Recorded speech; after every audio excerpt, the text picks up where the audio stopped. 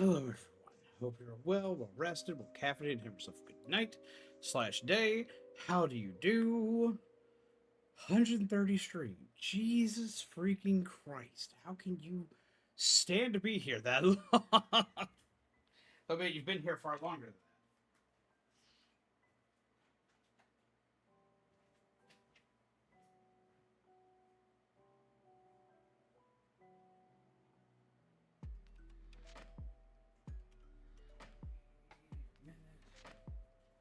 Why is that? Let's play. Hold on.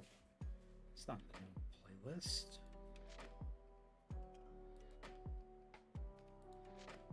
Don't get me wrong, I love that, but I don't have the same rights to play that. Why is that in the middle of the mix? Don't get me wrong, I love that music, but I'd rather not get hit with stuff. That one claims to be copyright free, but I haven't gotten to test that one yet.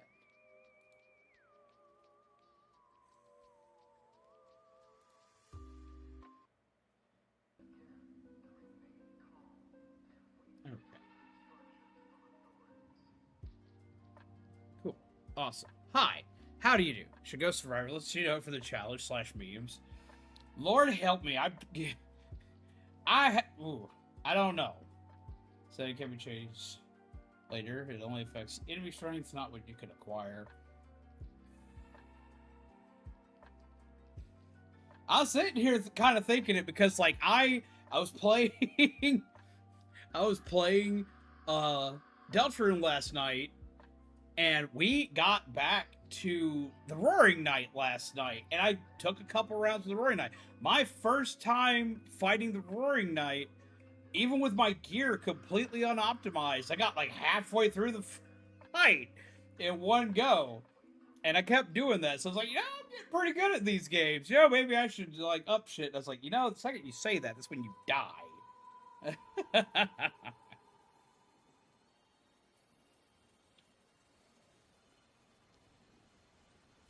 But how is everyone today?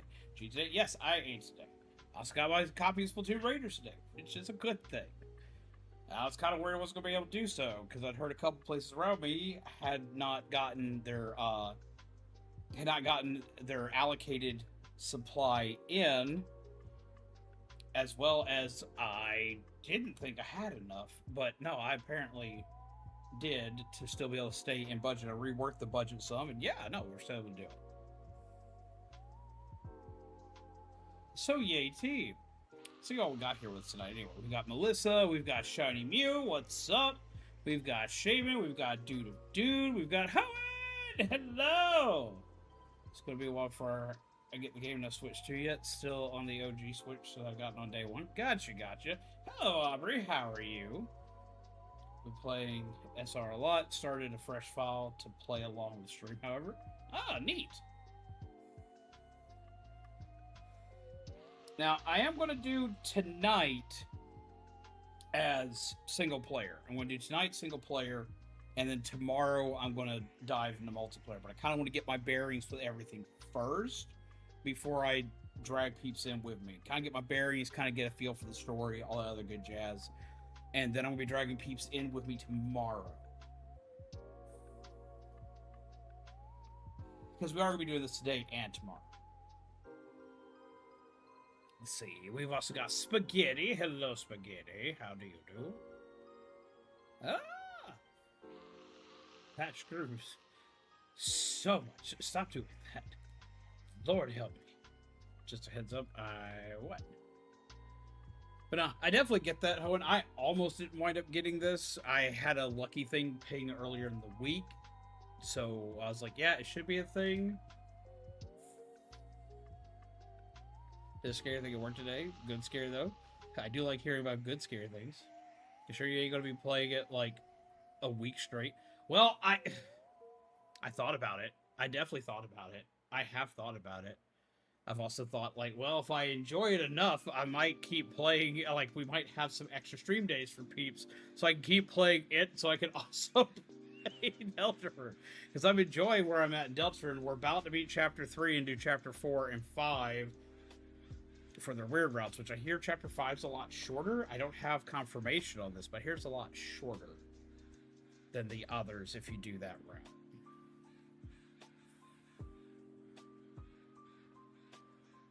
Watch it from a VR homeworld.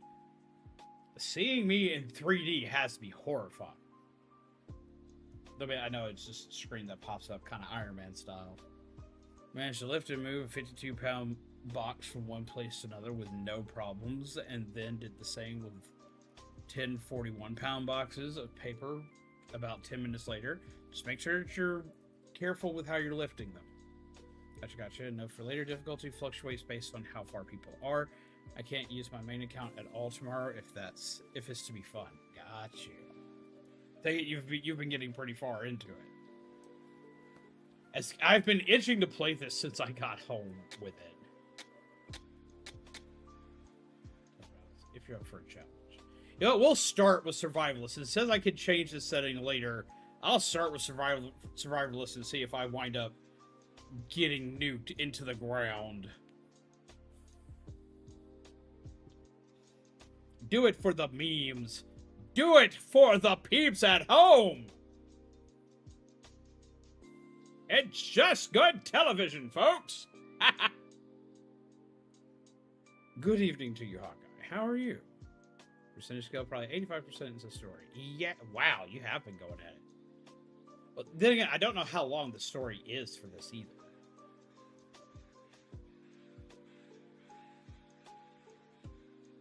Shut visibility exploding it. God damn it.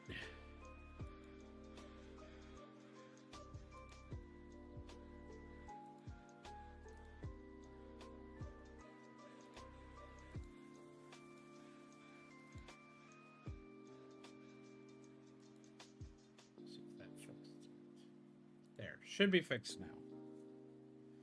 It keeps happening because I have a bajillion different programs running all at once, and the thing that does stuff for the chat is also pulling from multiple places at the same time.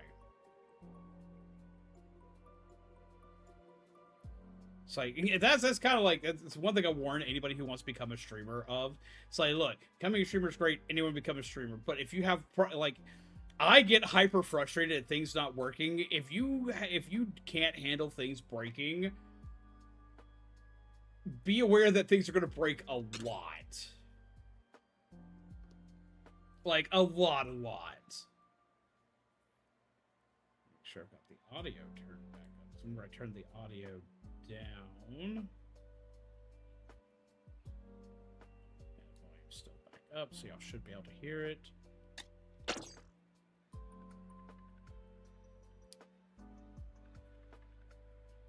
But yeah, no, if it can go wrong, it's going to go wrong in a stream. That's just kind of like the rules. Nope, how if I turned off the Halloweeny music? Nintendo presents. And of course my audio messed up during this.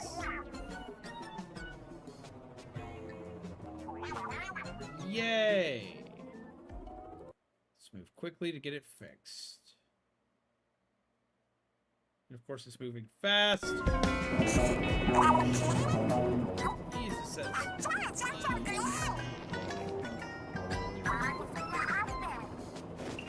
The islands are back. All that matters is the loot. Eager to get ready, huh, Shiver? Oh, there they are. One computer stream and one to play games. Honestly, if I can find a way to afford that, yes. It's gotta be a treasure. Hey, pilot. Ah. Wait, the pilot's big man.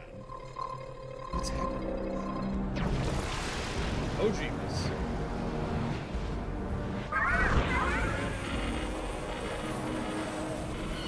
Now, one of the more optimal ways to do it would be to have one computer stream and one computer for, like, the better way to do it would be to have a computer for that runs OBS and all of the programs, and the other computer that runs the game, and basically daisy chain it like you do consoles for the Elgato. Like, it's very possible to do.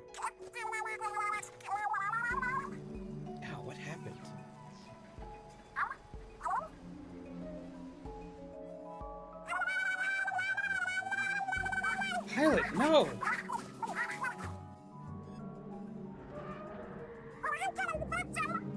Are you okay?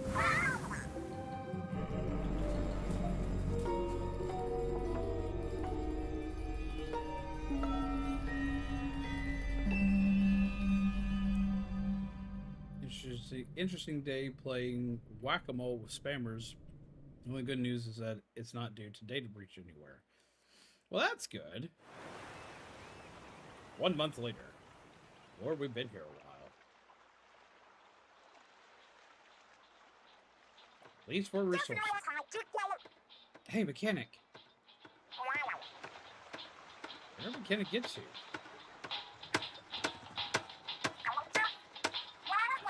You've been outside all this time? Hope you haven't caught cold.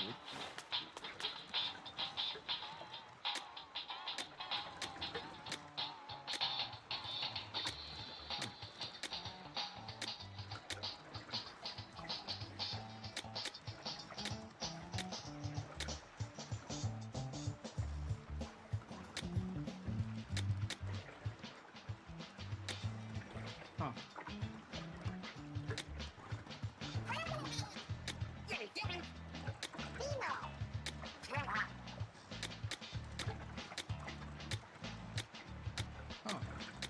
Okay.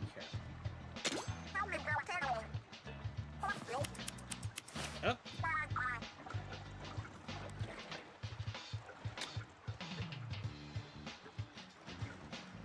There's 2 or 3 of them, depending on which of your 2 characters you want to play as. Well, I was thinking about making possibly a 3rd character, because I mean, this is a different character in.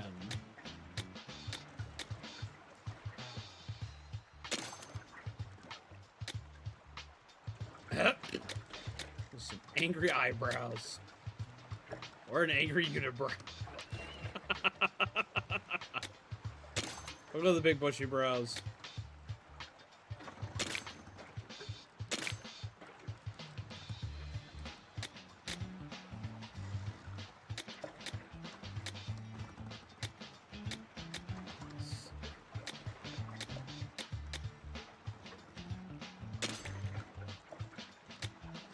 We'll go with this.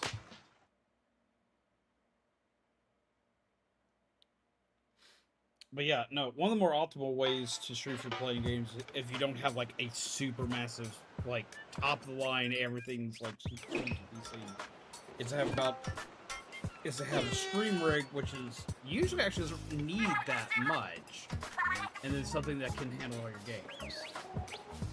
Well, this marks day 31 since our crash landing. What's on the agenda?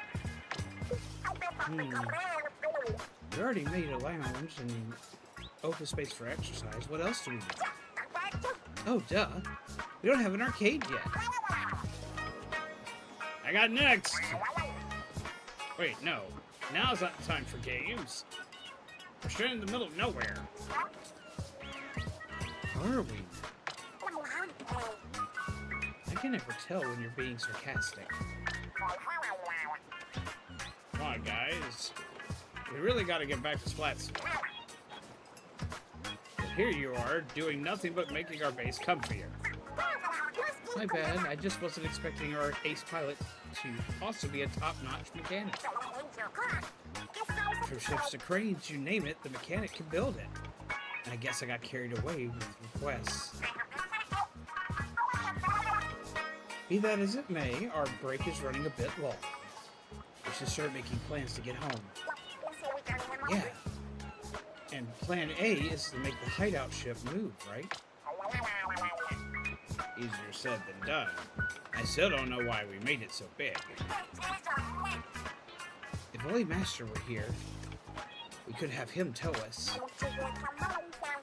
So, mechanic, I'm sure building a doodad to move the hideout ship would be a snap for you, right? A request like that is probably going to need a bunch more materials. Materials, you said? I wouldn't know where to begin. Sounds like another job for our good old mechanic. I love how, like, I'm just being volunteered for everything. Yeah, could be. Sorry to dump it all on you, mechanic, but could you scrounge some materials for us? you're leaving the hideout ship, make sure to take a walkie-talkie.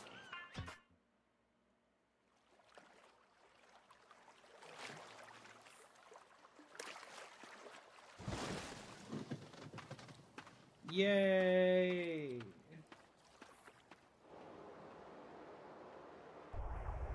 Person notes I watched The Mandalorian Grogu. The movie itself is fine, but I have deep lore issues with the movie itself. Basically, if you ever read any of the older EU books, it's insane. I still need to watch it. I haven't had a chance to yet. Hello? Hello? You hear me? Okay, do you read me? Connection secured. Now go get us some resources. And don't fall in the ocean while you're at it. I'm definitely going to try not to. It's usually not on my agenda, so you're good there. I see something shiny already. We might have to use that thing, so go grab it. These people are so bossy.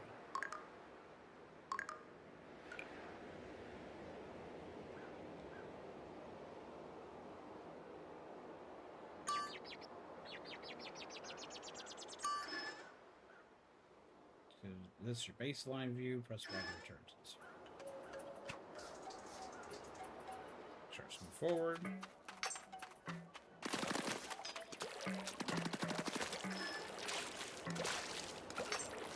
So far, seems like it's pretty much the same movement mechanics, same shooting.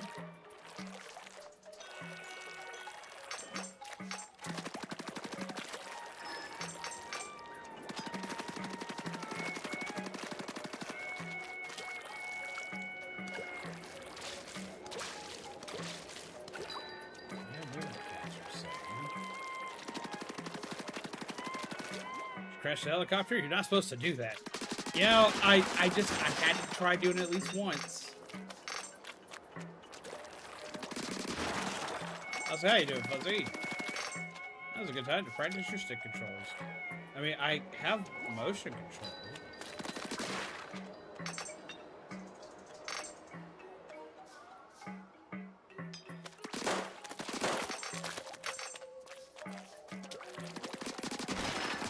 Try to barrel roll a helicopter. How did you know?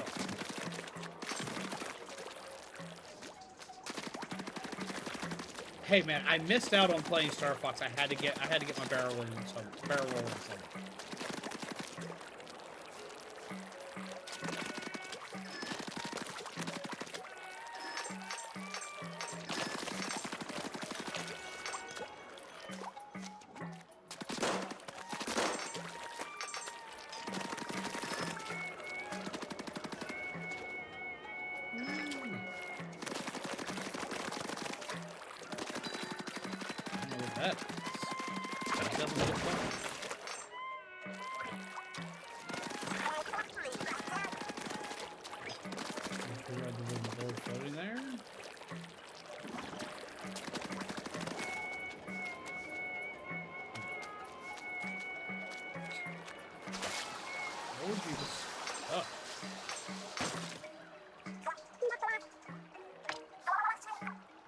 I got too excited to do a weeble wobble and I missed some Salmonids.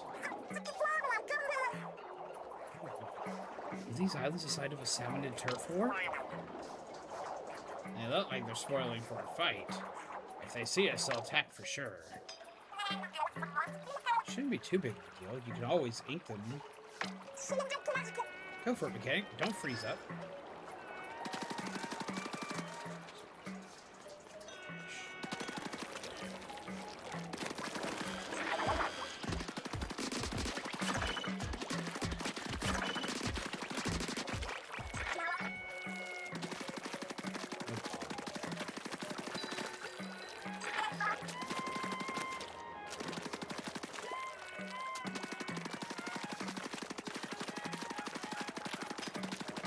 D4 fan, there's so many issues with pretty much everything if you're watching the movie itself. It's a good little story.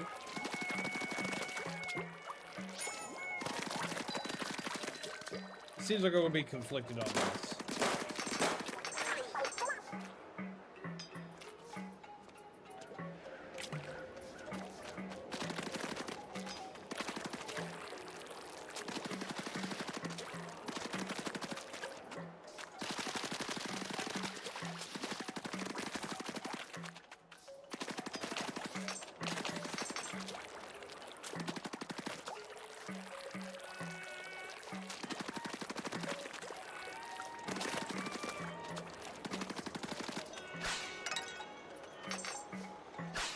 Yeet.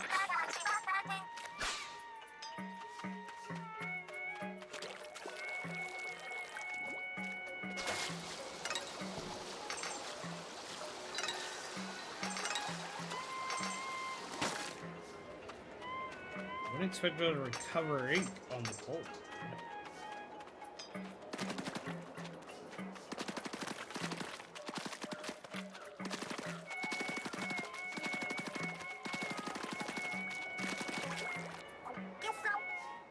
Oh, that's a big one. Looks kind of strong. That's a boss if I ever saw one. One boss, you got this.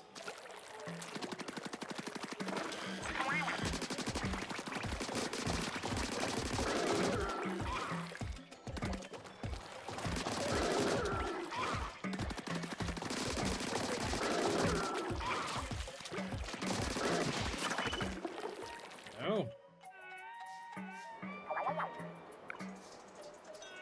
Well, you were right. There was nothing to worry about. Check it out, the salmon dropped something. That's a very cube-looking salmon. It's our job to pick it up.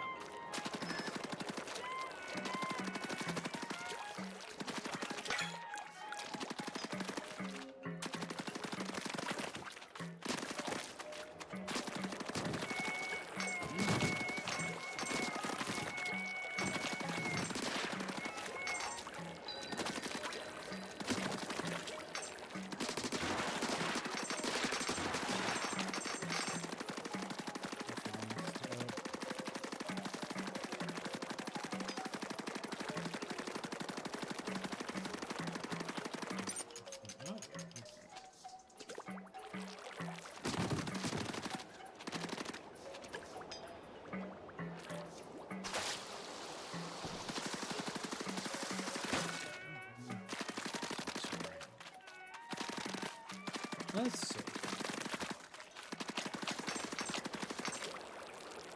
So far, the market is pretty good.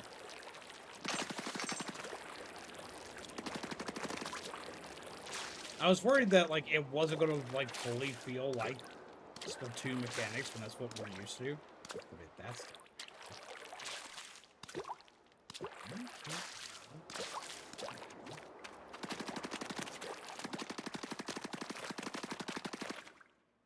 what is this?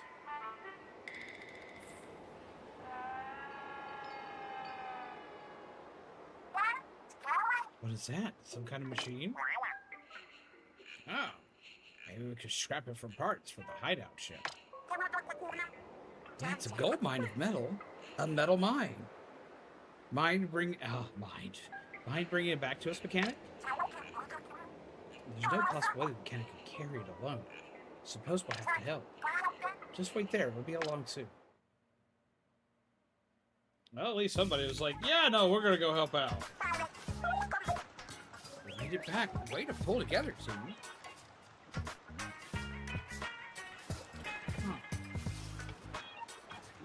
So we have a mech suit?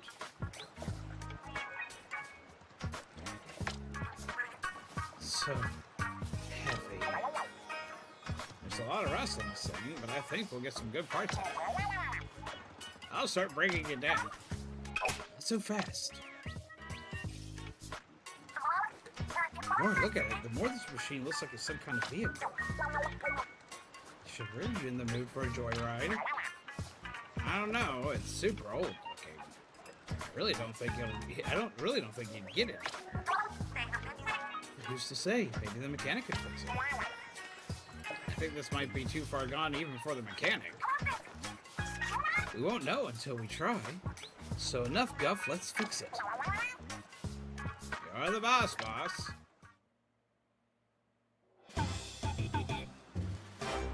Huh.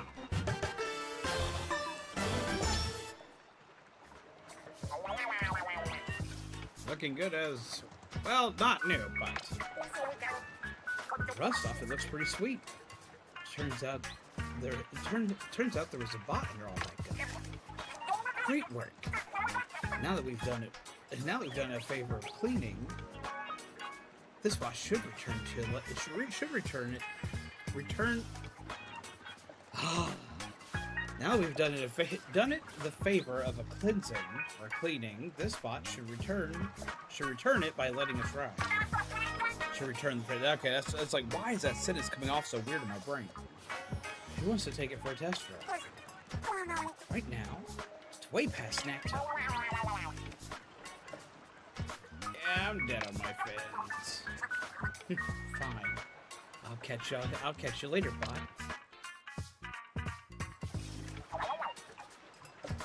How many snack breaks has Frye had today? Oh yeah, mechanic. Did you check out the stuff we picked up? Try equipping the weapon you found. Plus one. Why does one guy have baby pink skin and his friends are tan? Well, I mean, Shiver's not that tan. Shiver's always very pale.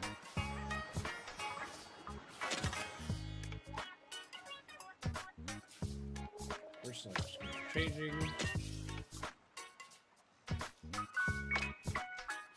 Levels. If you're not sure what to use, let the weapon level be your guide. Now equip your new weapon and press B to click back.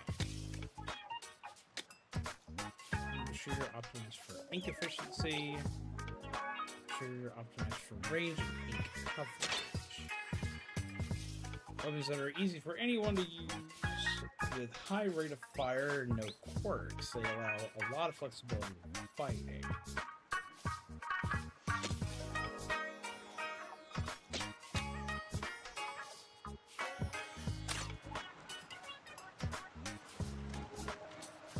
A weapon material that shows up during a raid, don't worry, it'll be collected automatically.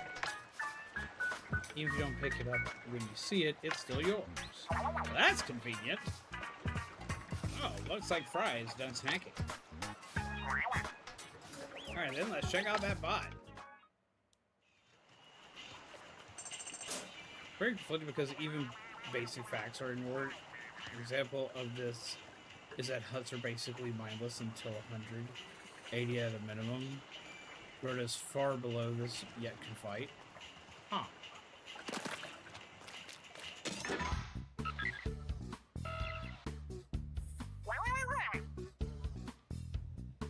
Ah, something's popped up on the bot's window, but I barely poked it. No fair starting without me. What is this thing? Looks like a map of the area around here. This spot comes equipped with radar. This map is showing spots where the radar is pinging. So, does that mean there's stuff to find on these islands? I knew it! My treasure hunting heart was thumping. We gotta go check it out right now. Choose a destination with the left stick. Onward.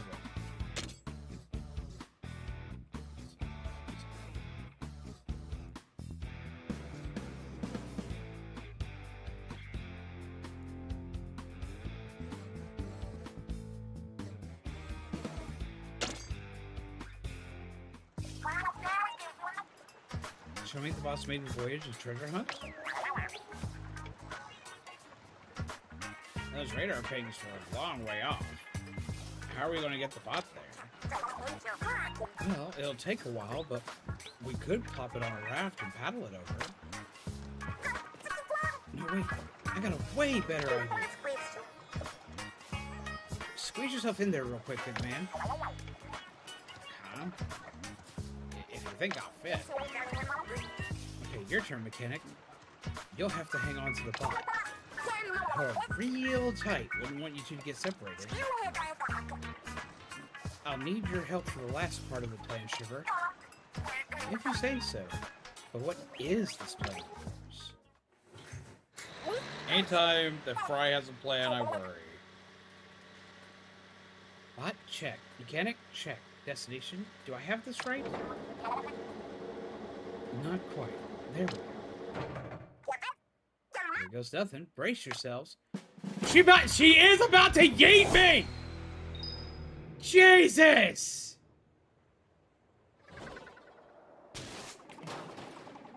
How's it going, Minda? Ow. What a love. What a rough landing.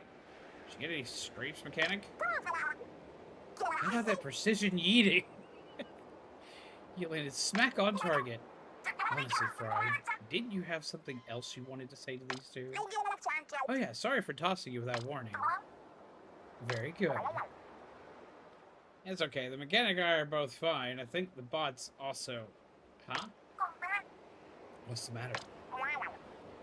What's this button? It wasn't lit up before. Let's try it. Oh!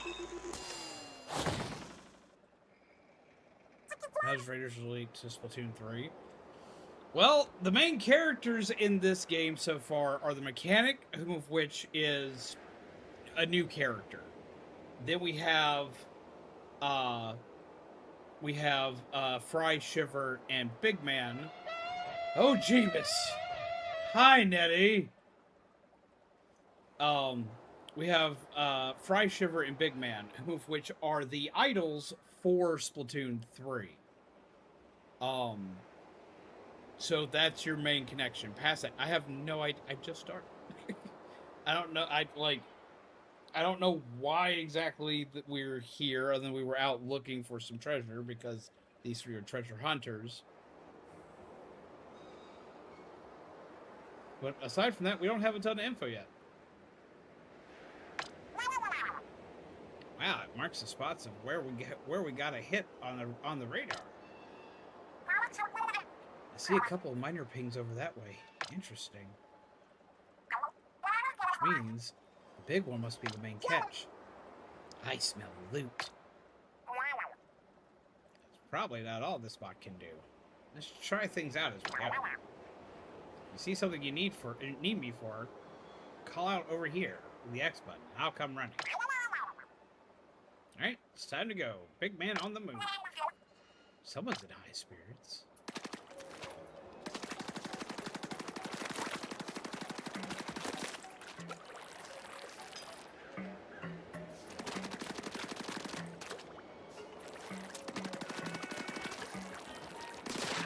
Box.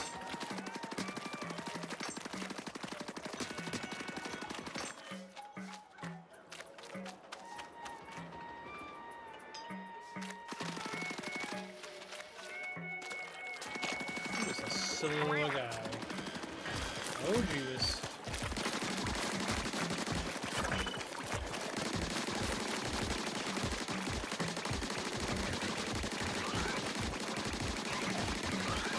I got a lot of ink in this thing.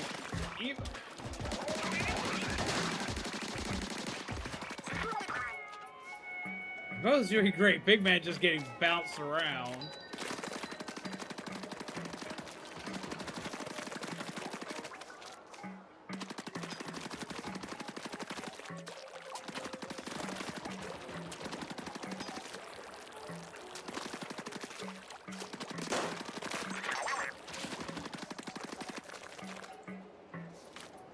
Here, press B button. Oh.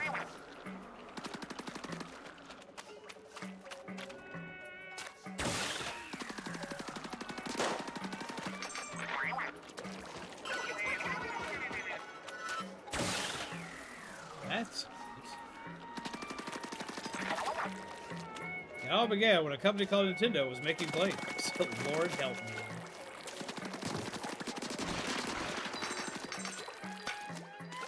I need a new set of Hanafuda cards really bad.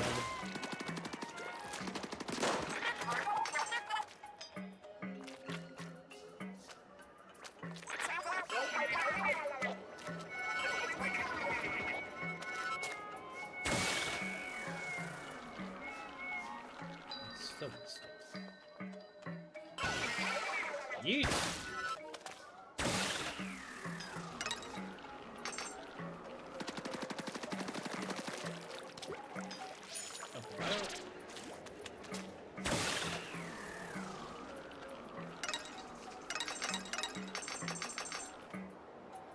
Aha. That's a big thing. Look, mechanic. You're so freaking addicting. So far, I'm enjoying it. That crystal must be what pinged on our radar. Hold on. The bot's HUD is flashing a message. Drill ready. So once you use the bot's drill to break that crystal, it's no harm in trying. Even if it breaks, one crystal is not worth much. I always know how to get to the bottom line, Shiver. Alright, I'll give it a try. So press X. Any Salmonids nearby, you'll have to deal with them for a try.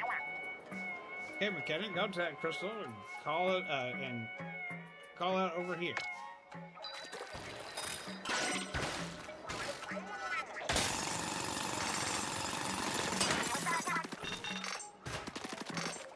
Here.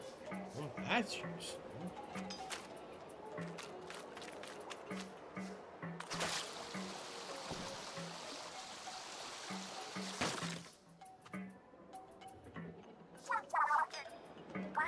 This is just like the one from before, but unlike before, Salmonids are guarding it.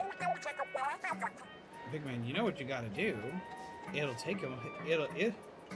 It'll take them all out at once. Huh? You mean my showstopper? To get power eggs from Salmonids, your bot buddy builds a showstopper gauge. So showstopper gauge is full. Press the right stick to release the showstopper. I haven't needed to bust this out in forever. This is gonna be great. Maintenance. Big Man Showstopper deals damage by ramming into enemies. You can fire ink with the L and R too. Good try.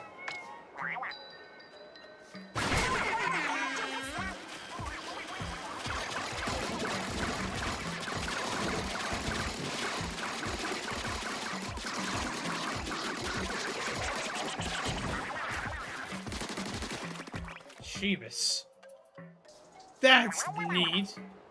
I love to own a Hanafuda deck. I've had a few in my life. I have one that I had to retire because it's taken. It was a special one I got from Nintendo through the My Nintendo Rewards years ago, and I've retired that one because I didn't want it to take any more wear or tear on it. But no, I've owned several. They're not expensive, but they're not super expensive. They're like $20 or so. You can sometimes get them cheaper. You can usually find them on Amazon or other places. I just need a new one because my other one that I had, because I had one that was not fancy, just a standard Hanafuda deck, and it got damaged in one of the moves. Something got spilled on the box, and it and a bunch of other things got messed up. You did it, mechanic. That big old Salmonid dropped a huge power egg. I've never seen one that big before. It's so big that it's like a mega power egg. Oh, I like that name for it. Easy to remember. 100. It's time we take care of that crystal. You know the drill.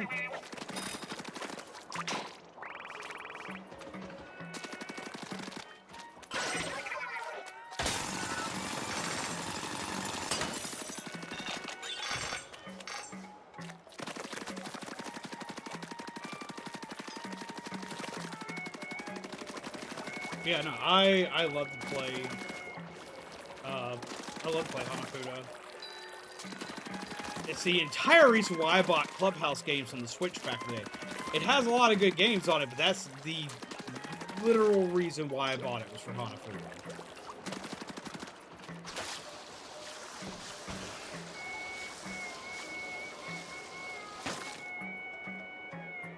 Oh, that's a big one. Look at that, it's so shiny. Kali, hello! That's a fine-looking crystal. No wonder it set off such a big ping on our radar.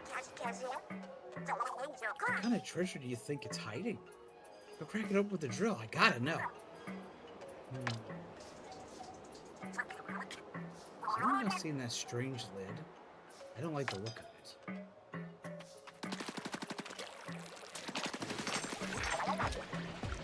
Oh, that's not good.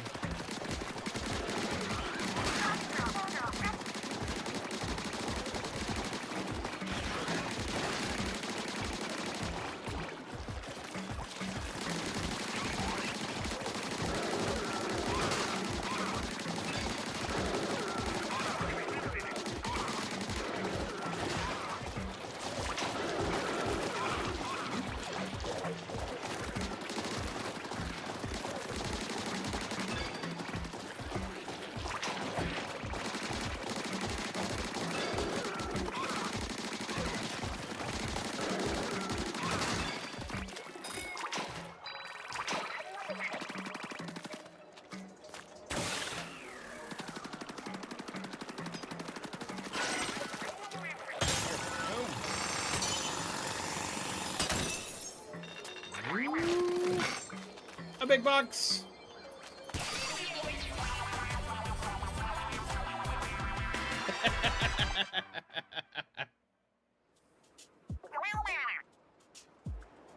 Look at that, a real actual treasure chest. Yes. So the bot's radar does detect treasure. Alright, mechanic, big man, haul that chest back to the... Huh? Shiver, what's up? What are you guys doing here? Yeah! Frye? Frye? The signal's dead. Sounds like something's happening to the hideout ship. Are you as worried as I am, mechanic? Let's hurry back. It's gonna be a long trip back. We forgot to plan for our way back. That's a lot of water to cross. Hmm? Oh, Jeebus! Is that Shiver?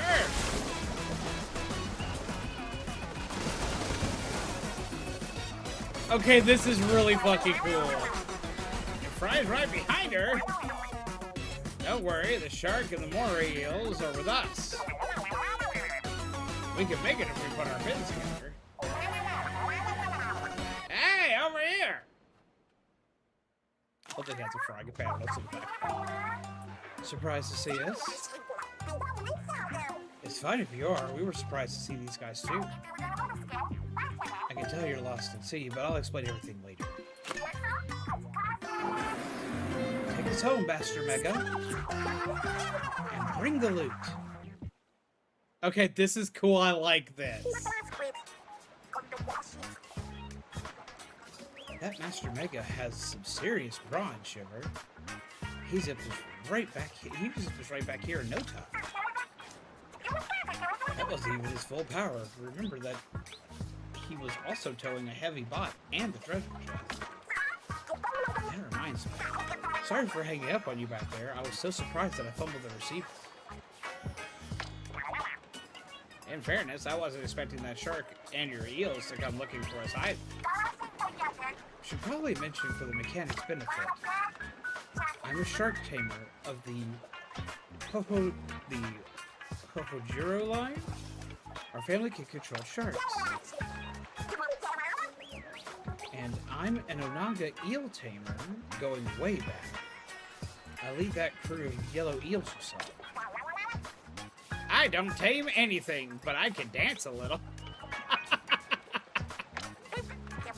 A little? Yo, that guy's the head of the Manta Clan dance school. I'm sure you've seen our faces before, but not many know the real us. Right, we're on TV. We're TV and radio stars, the freshest three you'll ever see. For the sake of the world and all its people, we dashing and gorgeous thieves hunt for treasure. Masters of legendary abilities passed down for generations through 3 Splatsville families. You know our name, ready, set? It's Deep Cut. What's with the blank stare? Mechanic? Do you not know our name? As if, big man. Good one, though. Have you really not heard of us? Wait a sec. Who did you think we were? Just some trio of treasure-crazed weirdos who flew to an unknown island and got themselves stranded? I mean, that's kind of exactly what you are!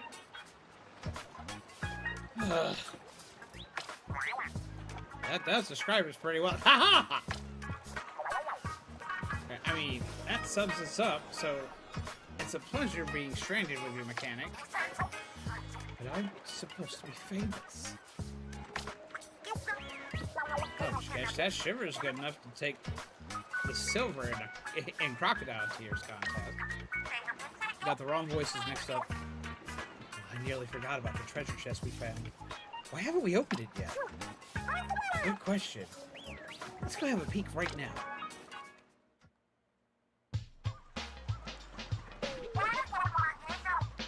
Alright, everyone, gather... Alright, everyone, gather around to feast your eyes on the loot.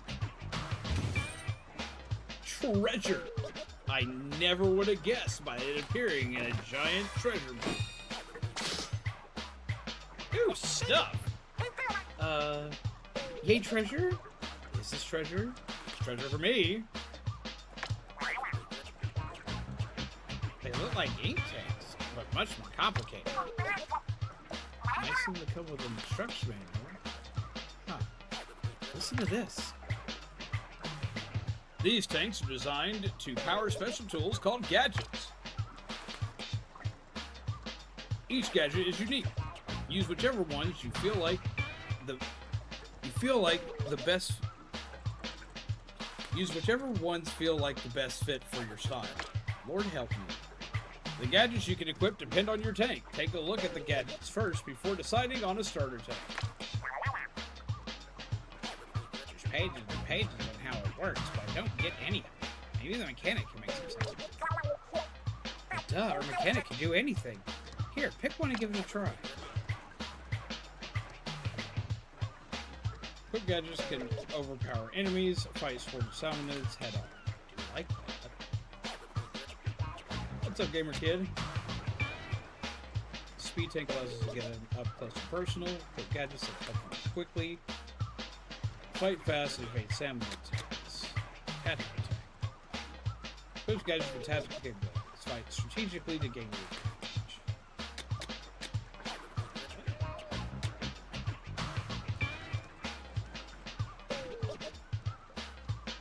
We'll go speed.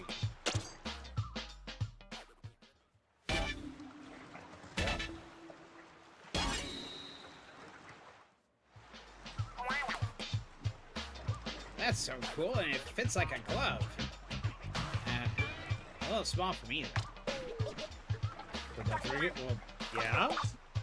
I only took one day off of it so far. Like, I'm going to play Splatoon tonight and tomorrow.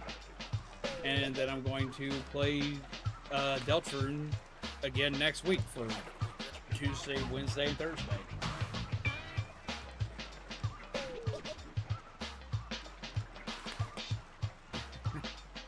So you use gadgets for the R. Try it out on that target. Well, it just came out. It just launched. Technically, it launched yesterday. It's just practice, so no need to be perfect. Once you're done, take your time before moving on.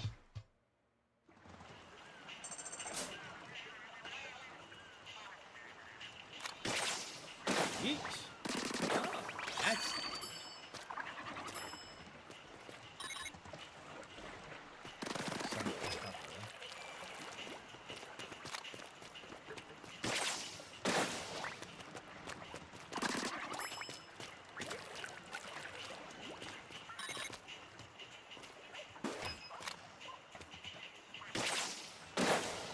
There we go.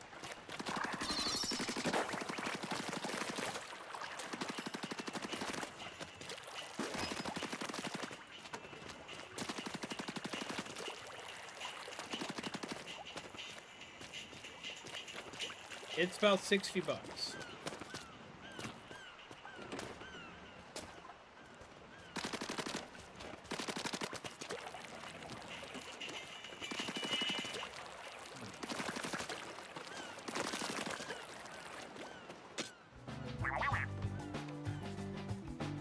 Oh, hey there, mechanic. I set this up so you can review anything you've learned so far. It's ready for you. It's ready for you whenever. Is there anything you want to look over right off the bat? Salmon resources. Check out that big one. Salty tongue. Field notes. A large salmonid that sticks out its tongue as it moves. It flaps its fins wildly as it approaches the target and then stretches out its snapping bites. Battle tips. It has a lot of health, so dodge its bites and press the attack. I've already figured out how to fight it. Its bite attack does a lot of damage, so watch out for it. It bites immediately after extending its neck, so pay attention to its movements and dodge left and right.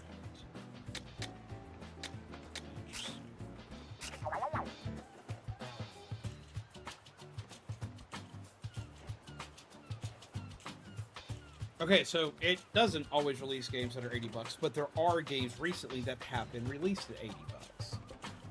We do remember Mario Kart World. Though be it, if you want to get really technical on it, most people that own Mario Kart World bought it with the Switch too, so for most people, Mario Kart World's a $50 game. We're getting really technical on it. I mean, like, most of the populace bought it with Mario Kart. There are some people that didn't, but most people did.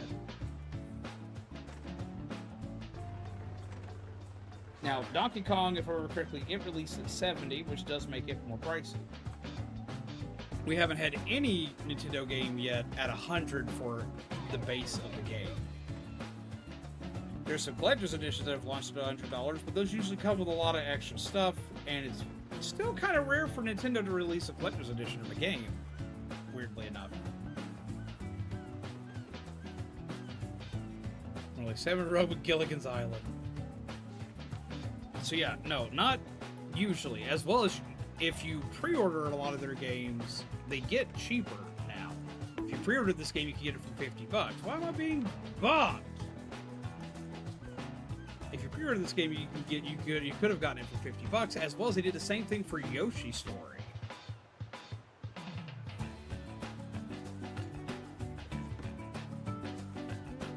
Now, there are a lot of games on the Switch that have released at higher price points, but they're not necessarily Nintendo titles. Nintendo is trying to keep a lot of their games cheaper so they can convince more people to buy them. $20 DLC later if you buy both as they launch. Indeed. Now, this doesn't mean that other games won't get that $80 price tag. And a lot of the $80 games I haven't picked up, with the exception of Mario Kart. But no, we had Star Fox released recently. It was $60. Like, a lot of the Switch Shop games, a lot of the Switch 2 games are still releasing at $60, just some of their bigger titles releasing at $80. And it does suck for the ones releasing at $80. As I've said, I haven't bought most of the ones that released at $80, with the exception of Mario Kart, because it came with my console, which has essentially made it $50.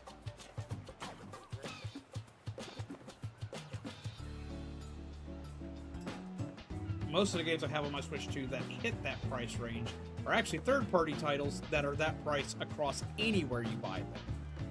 Whether it be Steam, or PS5, or Switch 2, which I own these three. Like Resident Evil. Resident Evil was an expensive game. We had, Pragmata. It was an expensive game. Both those I got on the Switch too. Both of those were more pricey than the standard $60 game, and that did suck. But those were ones I'd already planned on getting and had budgeted out for a long time, and I just had to pick what console I was going to get them on.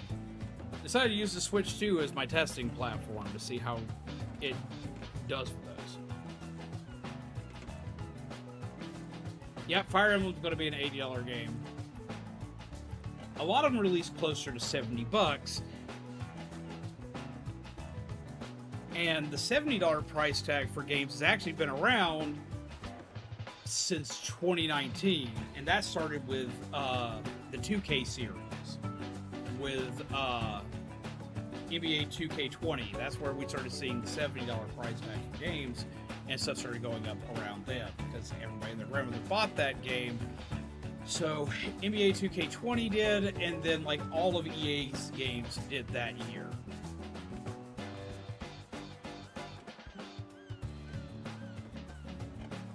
Don't get me wrong, Nintendo has plenty of things to give it hate for. Trust me, Nintendo does a lot of anti-consumer stuff. Not even going to try to poke that. I'm still bitching about game key cards. As the thing, the way game key cards aren't as bad as they seem, I still don't like the fact that the game's not on the cartridge. If I buy the game, it should be on the cartridge. If I buy a physical copy of it, I'm still very much in that camp. It doesn't have, like, you can still hand the game off to your friends, they can still borrow it and play it, so on and so forth, yada yada yada. You can still sell it and get rid of it. The works. You can do anything with a game key card that you could with a normal game. My issue is I have to download the game anyway. Smash Bros. Ultimate's a lot of fun. I still play it from time to time. I don't stream it because we had a lot of issues for streaming it, but I still enjoy it.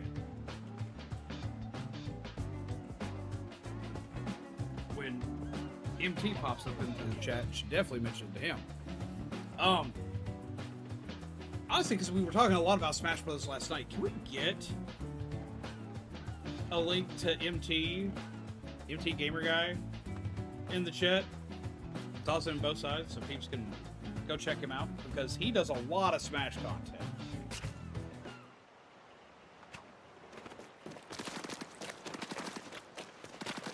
But no, even though Nintendo does do a lot of stuff that does deserve getting the ire from peeps, there's a lot of stuff that have been attributed to other places that Nintendo just falls in line with, such as raising game prices.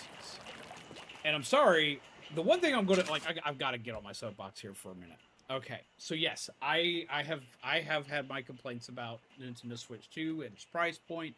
I've had complaints about Nintendo's games going up in price. Like, I've had my fair share of complaints with Nintendo, because, like, that's just being fair.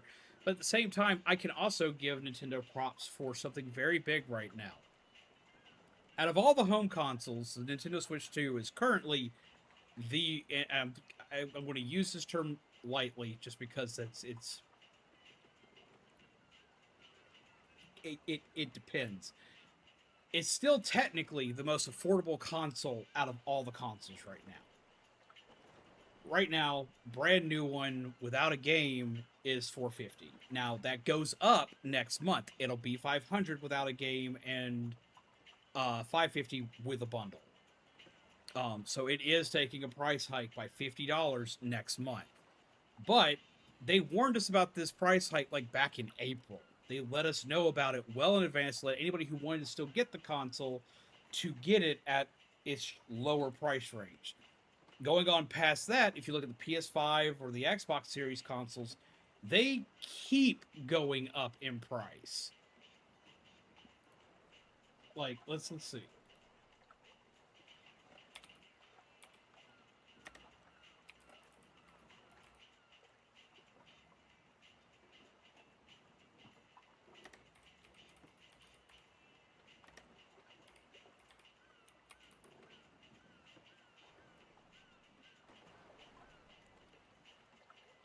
Let's see. Current retail price for a digital version of the PS5 is $600. There's a digital one, this one that cannot run discs with it, is $600. It just took that price hike up again. You could technically go cheaper, get it for $500 if you buy a refurbished one from the website, which is sold out all the time. But you can get one that is not technically new. You can get one that is a refurbished console for $500. But its retail price has gone up to $600 for the non-disc 500 gigabyte model, or like the I think it's 500. I think actually space wise, but not by much. Yes, the 825 gig model, which is such a weird number for a console, which is going to give you about 500 gigs after it has all of its updates and everything else. And that's for the digital version of the console, the non-disc version of the console. And that's without a game. Hell, if you're buying it through places like Best Buy, you get it coupled with the game. A lot of times the game coupled with it isn't even a physical game. It's a digital game. Well, of course it would be because it's a digital version console, but it's Fortnite with Fortnite skins and bundles and stuff like that, so I get a free game that is already free, and you're going to charge me $50 more with it because it comes with this stuff. It comes with this extra DLC for that game. That's just ridiculous. As well as the fact that PlayStation is about to stop making digital discs, according to them, in 2028, which is absurd to me, because I have a physical disc PS5 because I wanted physical media. Then we get to Xbox, and the Xbox Series line's base cheap console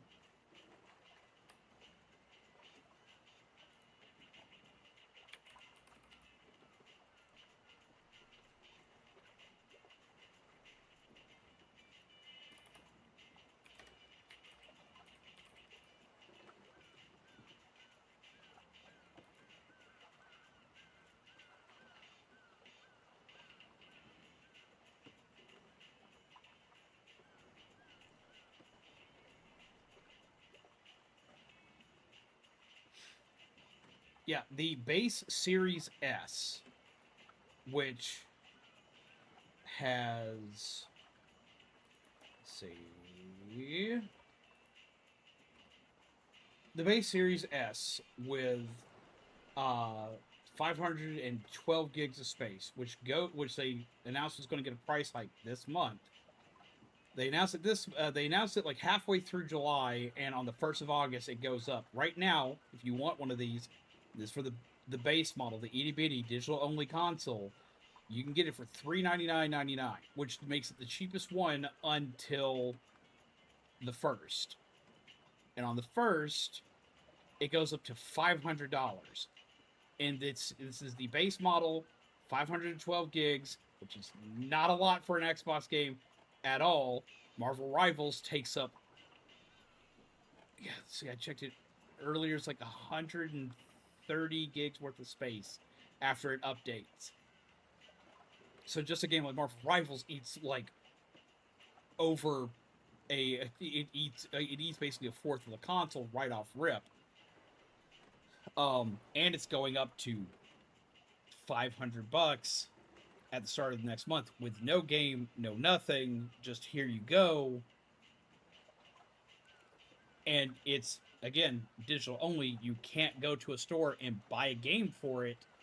That's just for its base model. Its next model up, the Series S 1 terabyte, is going up to $600. That one's ridiculous. It's going up to $600 from $449, so it's taking a massive jump. Which is absolutely absurd. And if you get the ones that actually have like a disc with them, like a disc reader,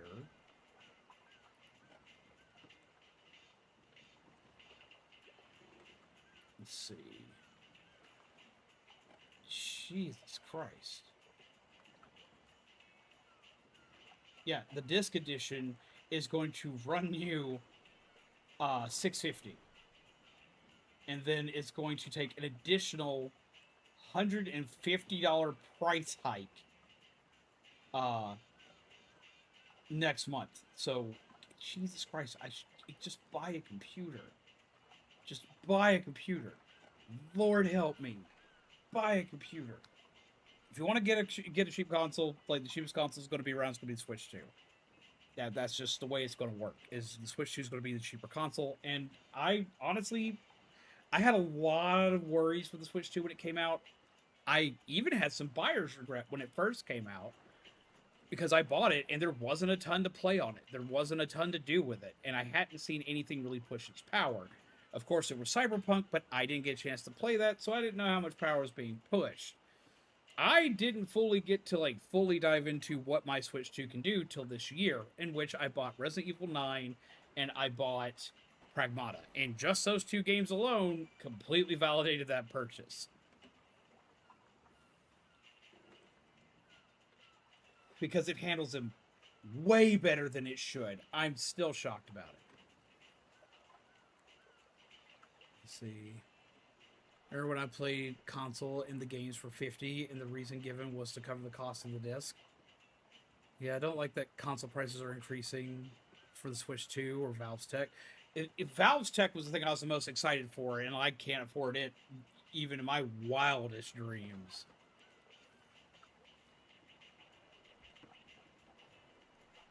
But both companies have communicated that the price increases are due to the cost of parts increasing, something the companies themselves don't control but are still trying to work with to keep supply steady for people who want to buy a Switch 2, a Steam Deck, or one of the VR headsets Valve's going to have. And see, I'll give, Valve's the one I'll give the most respect out of every company. Valve's the one I'll give the most respect. Because they've been pretty transparent with their stuff the entire way through. And when they announced the Steam machine and said, here, this is what we've got, this is what it's going to cost, da-da-da, and everyone freaked out. I love that very quietly the next day, they're like, here you go, here's SteamOS, and here's how to build your own. So if you can build it cheaper, by all means, go for it. Here you go. If your computer already has the specs to run it, here you go, SteamOS. I was like, well, they won. Steam won on that one. Plus, you got Steam sales and everything else. But I will always be a Nintendo fan. I do like Nintendo games. It's why I keep playing it. I do give them a lot of flack for stuff, and when I see something I don't like, I do what I always said to do. I vote with my wallet. Like, I didn't like the fact that Donkey Kong was so expensive, so I didn't buy Donkey Kong. Like, I wait on a lot of games. It's like, if it goes down in price, we'll buy it. Steam will always probably be the preferred for everything, just because, like, it's always cheaper. The games are always cheaper. It's like, yeah, it costs a lot to buy a Steam machine, but hell, even buying a Steam machine, the amount you'll save on not having to pay for an online service of any kind will validate the difference real fast. On top of having all the different games you can get on it and all the games that go on sale. Like, Lord help me, summer sale for Steam. Like, Jesus Christ. My library is but the problem I have with Steam is my library is so freaking huge because I buy so many games on sale and I have to, like, eventually play them. What's your favorite song and game? My favorite song ever? Huh.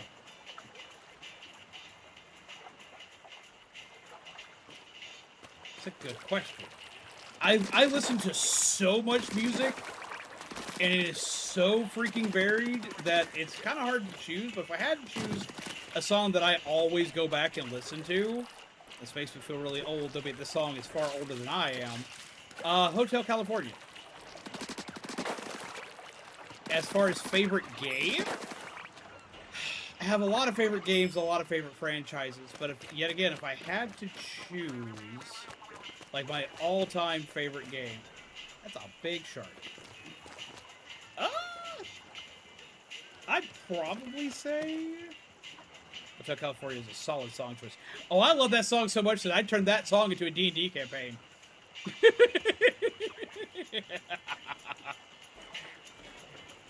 If you really listen to the lyrics, it really sets well for a freaking D&D campaign. Makes a wonderful one-shot.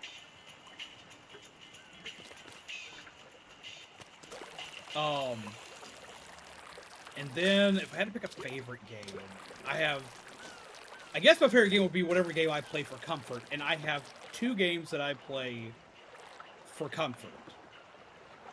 Mega Man X1 from the SNES, and Sonic Adventure 2 Battle for the Nintendo GameCube.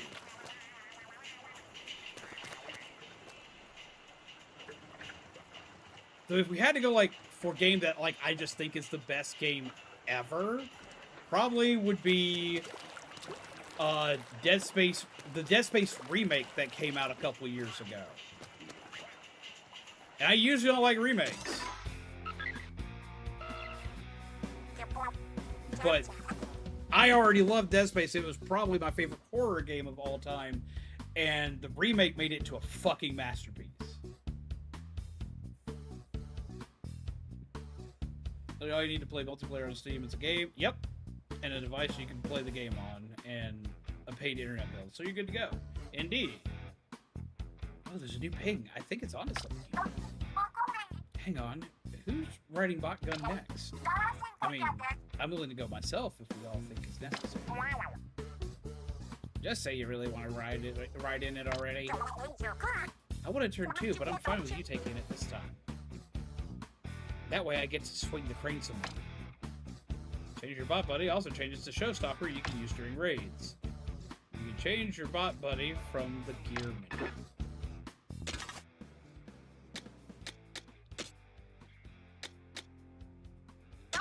Choose Frye. Use the speed tank for now.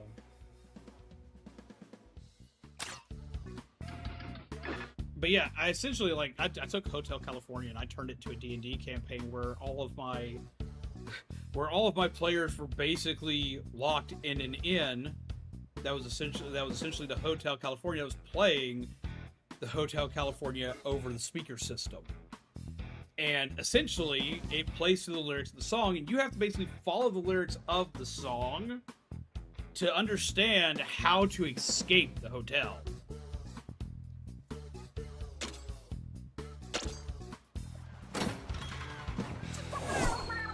Yeet! Bam.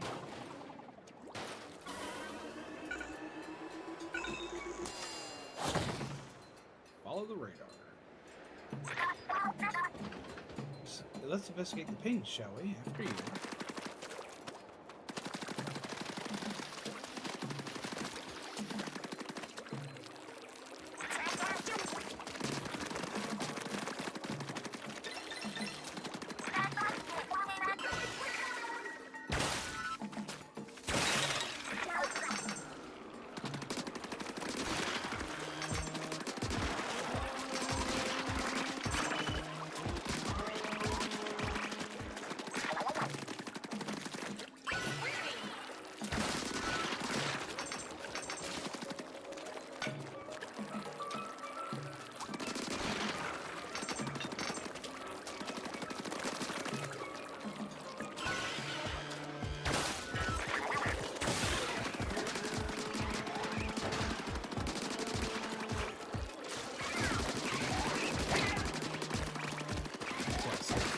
Chunk of change, Jesus. That's not good for us.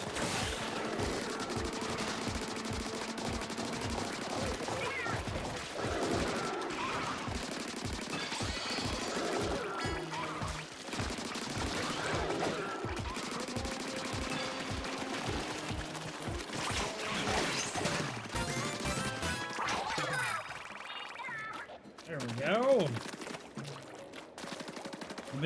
I've been saying yeet when the arm just launches me too. That whole animation tickles me so much for some reason. Oh, I love it. Just yeet! Bye! Why are we bonking again? I have done nothing to be bonked.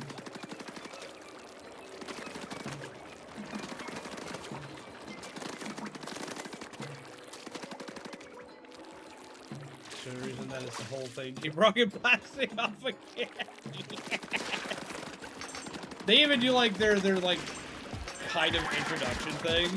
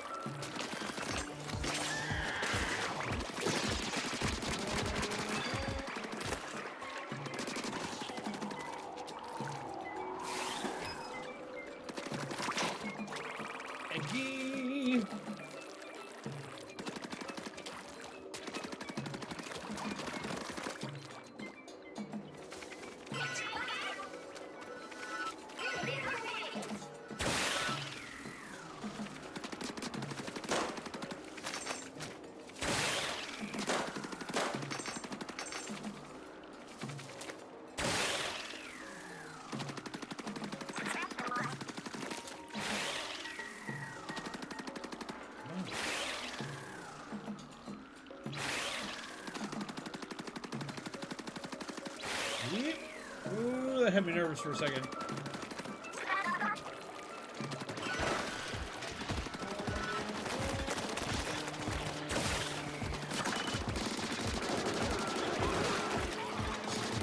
Run. Ow, that hurt a lot. Ooh! I was killed by it's always the small fry! Always a small fry. Always a small fry.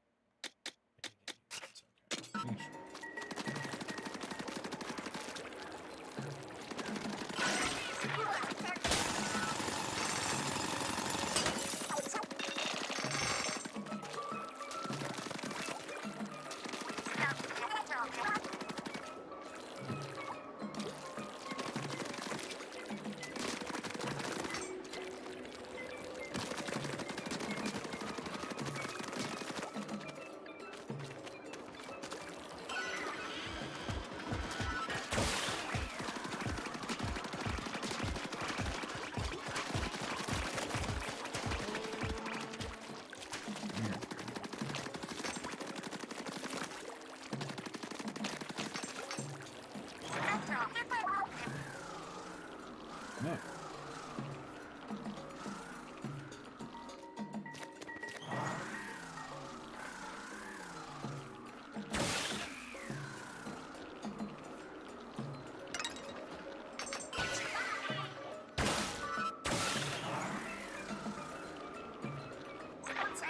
Interesting.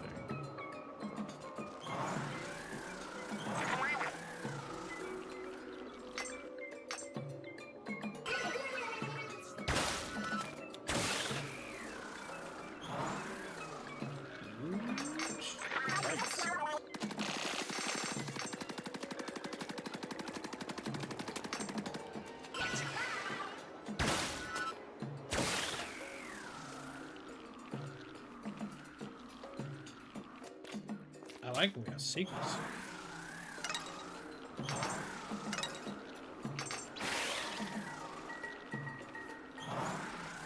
There.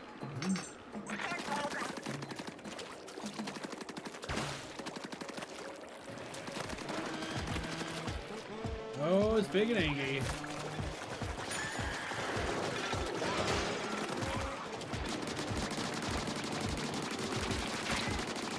Bye.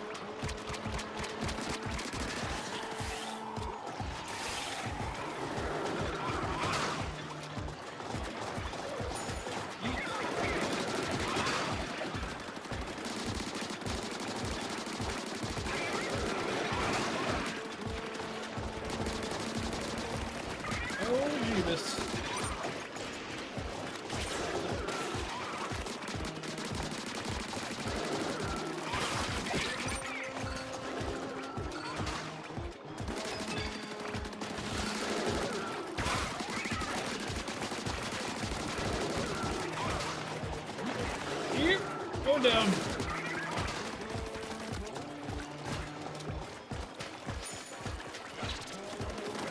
What's up, buddies?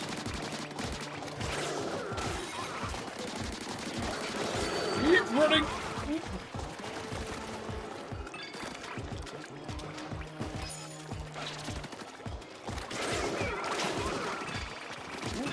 Got him.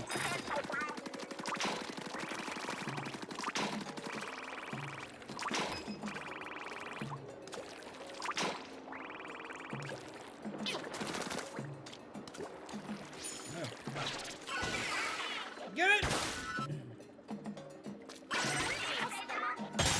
Do you think Salmonids will taste any good? Well, I mean, we got a couple that are salted, so maybe.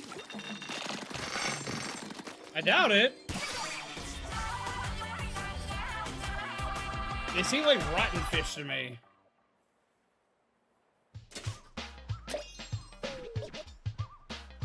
Boom.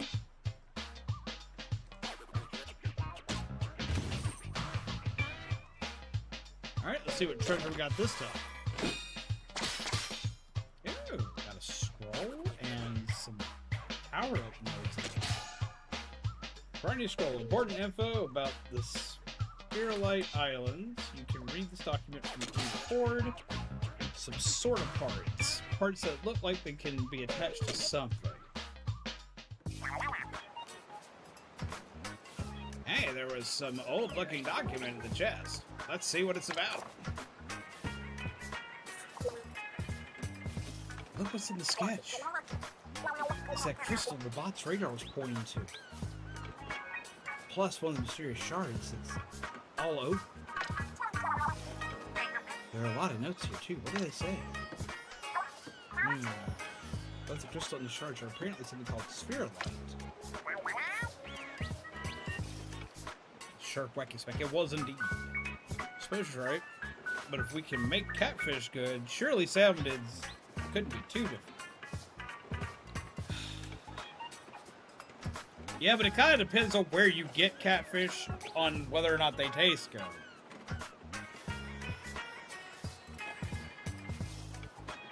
Well, there's a couple things in the prior to Raiders lore that would point to maybe. Yeah? It's one of those that's going to depend on, like, how fresh you get them and where they're raised. Because Salmonids look like they're raised in, like, some kind of, like, mud of some kind. Mud or muck. And that's the whole big thing about catfish. Depending on if a catfish is raised on a farm or if it's wild caught, it's going to kind of depend on what the taste is going to be like. A lot of people think the taste will be better with a farm-raised one, but it's not. Farm-raised ones wind up tasting a lot like mud because they wind up keeping them in like very like you get a very earthy, very dirty taste with fried catfish a lot in places that just get cheap catfish from small farms.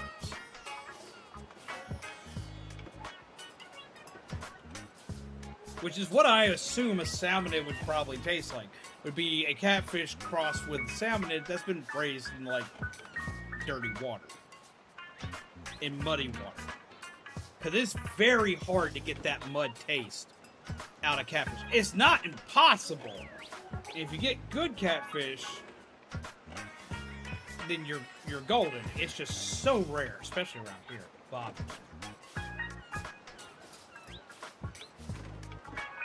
There's one place around here that used to sell amazing catfish.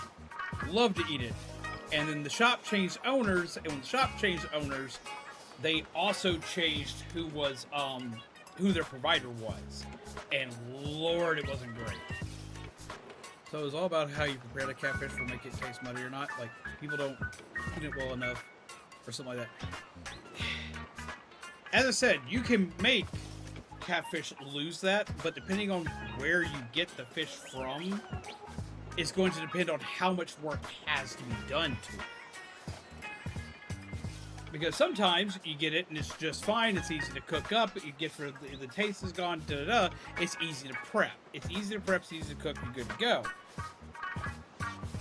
But there are a lot of places you'll get it from where it seems like almost no matter what you do, you're not getting rid of that. And I've always had way better luck with my catfish when I've fresh caught it myself.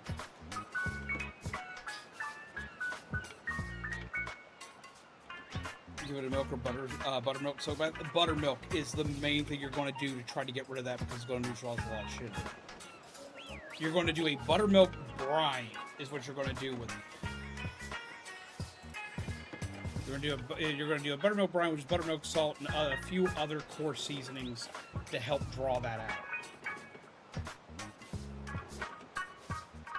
I should make catfish one of these days. Seems like it'd be a good test of my cooking skills. See, I like getting catfish because a lot of times, like catfish, I know I don't usually have to worry because I can get freshwater catfish. I don't have to worry so much about cross-contamination with it because I have to be careful with what the damn thing eats. You know, you do got to worry about once they eat crawdads. Because I have to be worried about that because of my allergy. Everything gets a decent fucking brine to it to try to take as much out, and then I usually wind up salting it to let it pull a lot of shit out of it. I catfish that wasn't muddy at all. I mean, I have too. I'm just saying, it's like, it depends on where you get it from, if you're going to add in, and how much work the place is going to be willing to put into it if you're going to get it from somewhere else. As I said, the best results for me have always been just catching fresh catfish. It's like, whenever I go out and catch it myself, or if I get it from a family member who went out and caught it fresh, I usually have a way better experience. So it's extremely importantly is when you clean it, for the love of God, everything bright and beautiful. Make sure you don't puncture the... Yeah? Ooh.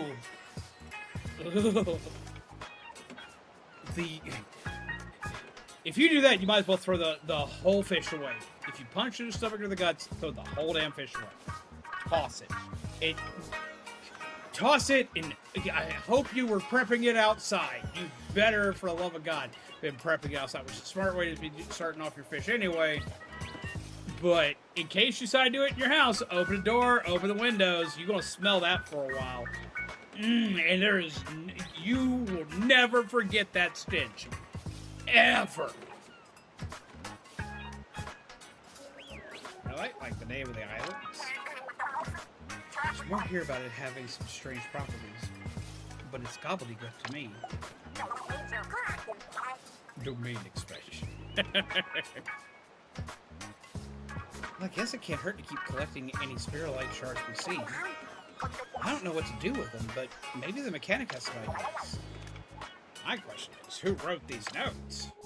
So I get the big man asking the real question. Oh yeah, we found some kind of parts, right? A shame to see them go to waste. Maybe you have to use for them. You can get gadget parts by defeating Salmonids and excavating crystals. Equip these parts to a gadget to modify it in various ways. Try equipping the ones you just got to a gadget right away with the plus button. Catfish, despite being delicious, eat some of the most rancid things on this earth, and you do not want to smell it. Yeah, exactly. Okay, so, like, how does everybody eat their catfish? Because for me, the only right way to do it is to fry it. But, like, I gotta know. I mean, they are bottom feeders. They absolutely are.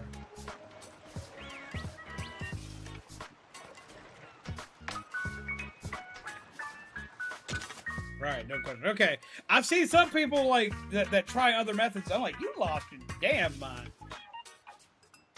Surface living gadgets is also where you can change out the parts. And see, I'm not much of a fishing guy, but I'll always go catfish. I'll always go catfishing. I'll always go fish for catfish.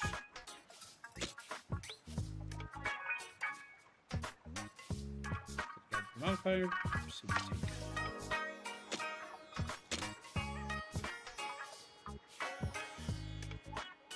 Had a seared once, wasn't too bad. See, I'm not a fan of seared catfish. That's just, to me, that's just a depressing meal. Shown here are all the parts you've collected so far. Each part takes up a number of slots. Better the part, the more slots it takes. Equipping gadget parts fills up slots. You can only equip parts if you have all these things. The gadget can hold up to 9 parts. You can see how many are equipped here. If you're not sure what's best, press plus to fill all the slots with random parts. Parts can change your gadget quite a bit. How you modify your gadgets is up to you.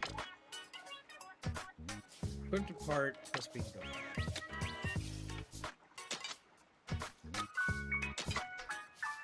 I'll equip them both.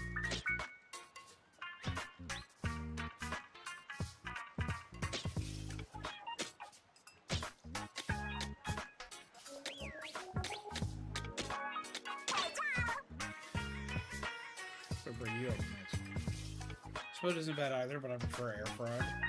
See, I've never, like, I air fry a lot of stuff. I have never air fried catfish, though.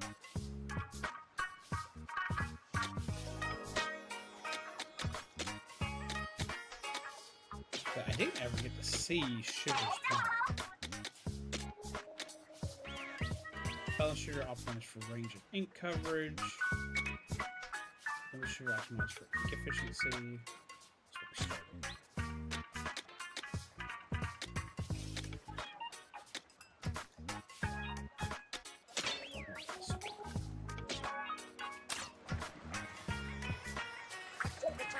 So gadgets get stronger when you equip parts. I want to see.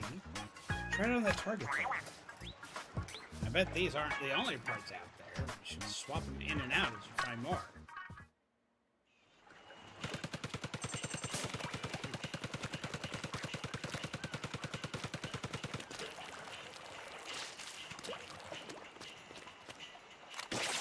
Yes.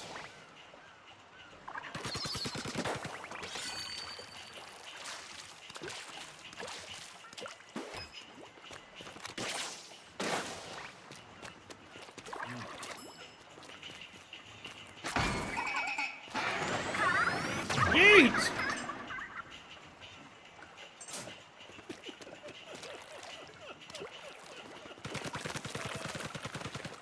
Lord help me.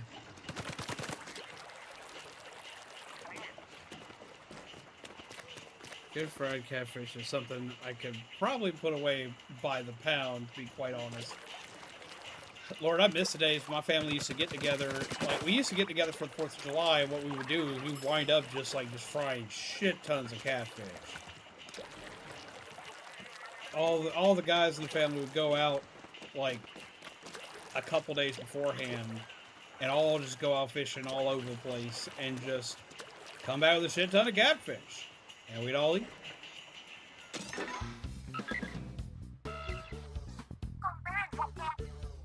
This is the last being I'm seeing on the island. fog's keeping us out of everywhere else, so if this one's a bust, we might as well go home. We're gonna find treasure this time for sure. My nose knows. Huge if true. Anyway, we don't know what we're going up against, so let's prepare for anything.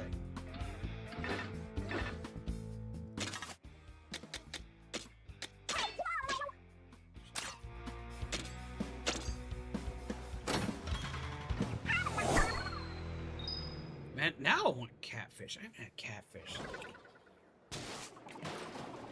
I haven't had good catfish in several years.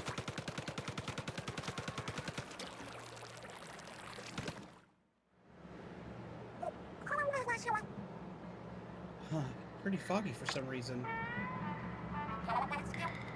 Something suspicious about that mist. See how it's coming out of those pipes? What, are you saying that this isn't 100% all-natural fog? These pipes are coming right out of the ground. I wonder what's at their source. None of our business, that's what. All I want to know is, where's the treasure? Oh, but wait. The box radar says it might be under us. Spoke too soon. Caves ahoy! Which means the treasure's underground. Should we look around for an entrance? Why bother? We've got all we need right here. Yeah, where there's a drill, there's a way. Very few restaurants in San Francisco Bay Area offer catfish, so I usually go for the fish and chips.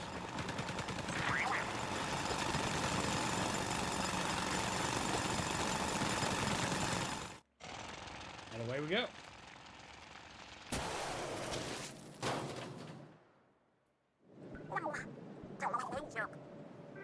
What is this place? That weird fog we saw is all over. Let's not stay longer than we need to. The fog's giving me chills. The treasure's still a little further down. Let's roll up our sleeves and get digging. Oh man, just getting this far drained my drill dry. Canada will offer assistance in prepping other food if ever invited to a fish fry. I mean, I would be absolutely all about that.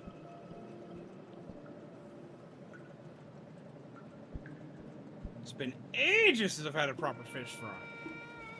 We just had to make sure we got some crawdads too, because even though I can't eat them, Mizu would live off them.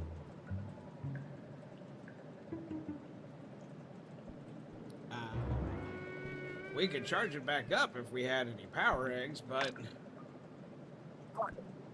Power eggs, huh? I see a salmonid that looks like it's absolutely stuffed with power eggs. Such a thoughtful salmonid. I'll happily take those power eggs off its fist. Lord help me! Time to gut us a fish!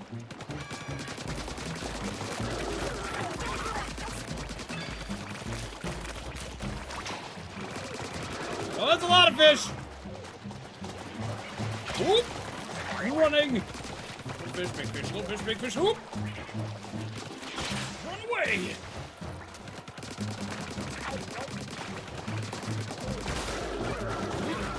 Eep! Run! Ooh, run! Ooh, run! Ooh, run! Ooh, run! We running! Yeet! Whoop!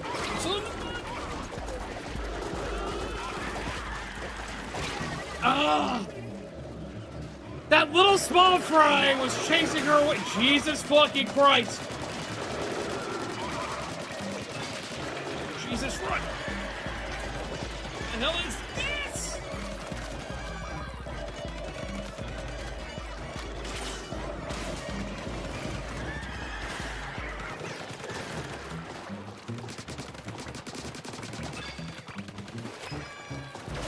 Egg.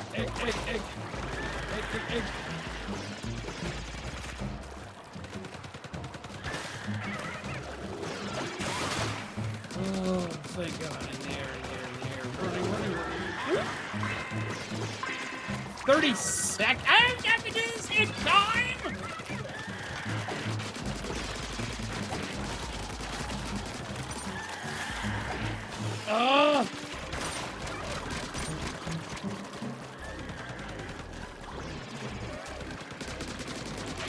know this had a time limit.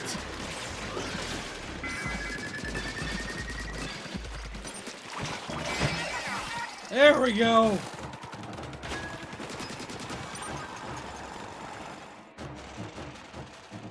Toast, hello. Games are good. What the fuck is this? What's up with that gnarly salmonid?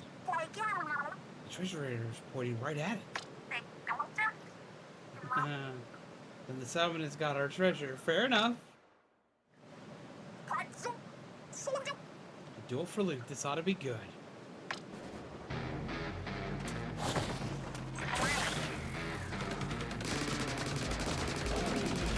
Whoop! Oh, that's not good. That's super not good.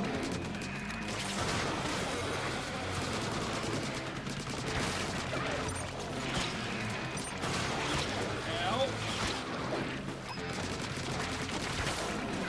Ooh, Lord. Get away! Ow! Keep! Over here! Jesus Christ, let me up!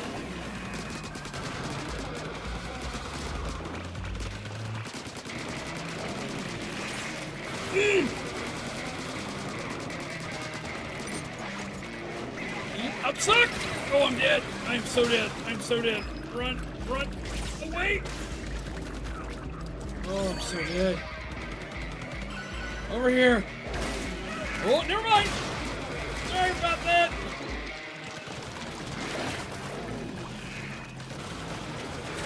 Up.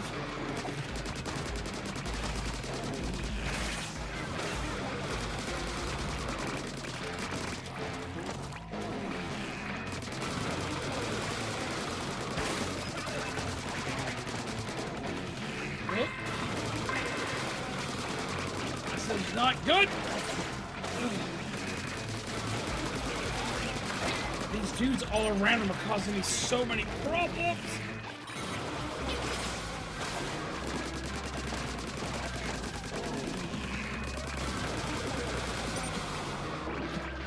Oh, I'm so screwed!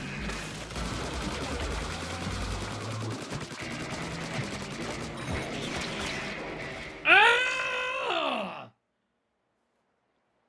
This game makes me want to play Severance so bad.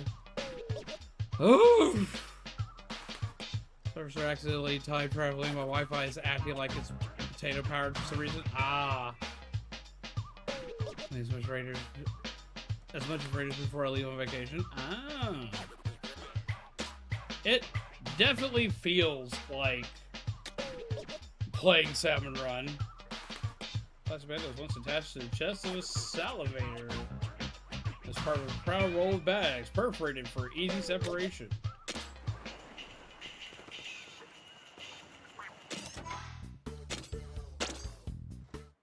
Okay, go for this again. Yeet!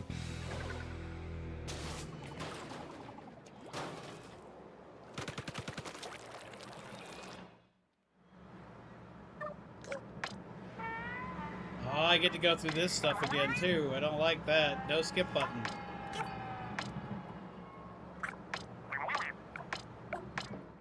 A little earlier, I unlocked the robot. Ah. Diggy diggy hole, diggy diggy hole, diggy diggy diggy diggy diggy diggy hole. Diggy diggy diggy hole, diggy diggy diggy diggy diggy diggy hole.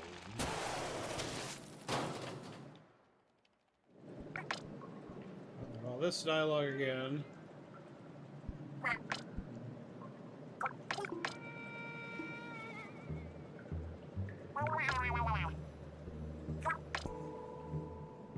Okay, so kill the big things first.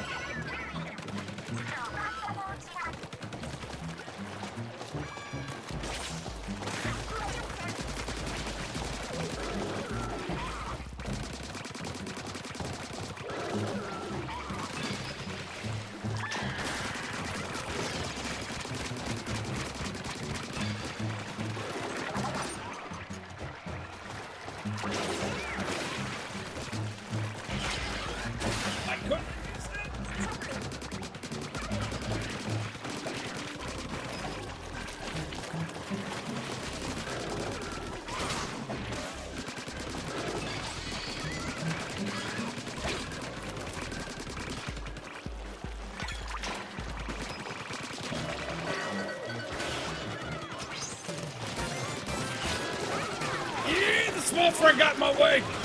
It's always the small fries.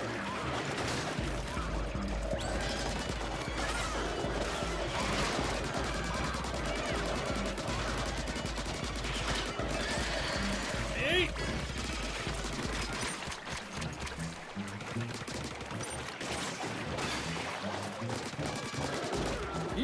I can't get out of the way. Oh, this is bad, this is bad, this is bad, this is bad. I don't want to be done. Ah!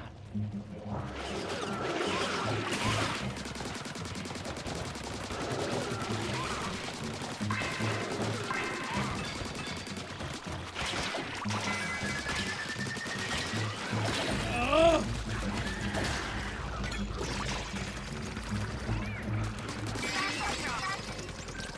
Lord help me. Oh. Ah! This location is a part of a family, so I have to make sure I have it on the calendar. Gotcha. You get teleportation, but where you land is still random, so you could be expecting to teleport to McDonald's and actually end up at the grocery store. It was a work in progress, they said. Lord help me. No, McDonald's.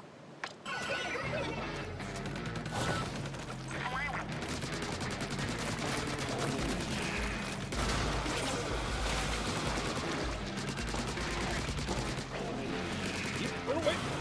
Run away.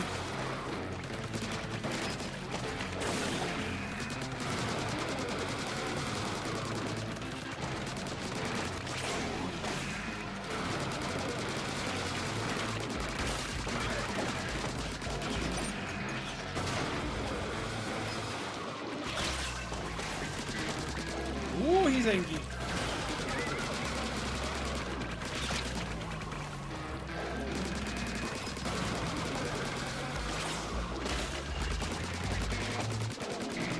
Oh, I can't!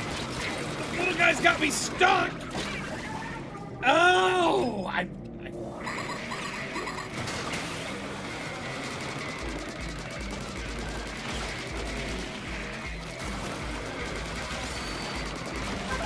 Do it!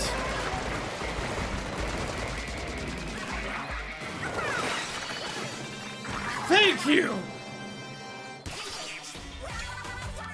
Pretty shit, I'm already level 20-something in this game and maxed out the speed tank. Needless to say, my name is Ant, and I am the Splatoon Raiders admin. Oh my god, why did we choose Survivalist for our difficulty? Have a good night, MT!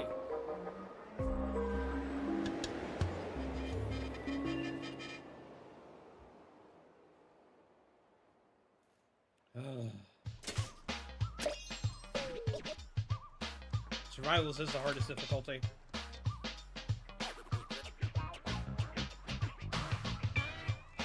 Oh, you're not heading out. Oh, I saw somebody else say goodnight. It was like, did I miss that? Oh. Does it make enemies do more damage? It makes enemies do more damage and tank more damage.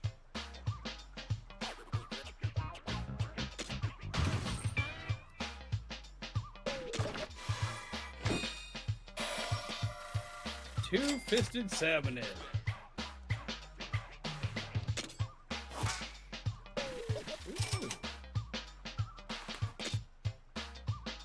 Sculpture looks like it's ready to take on the world.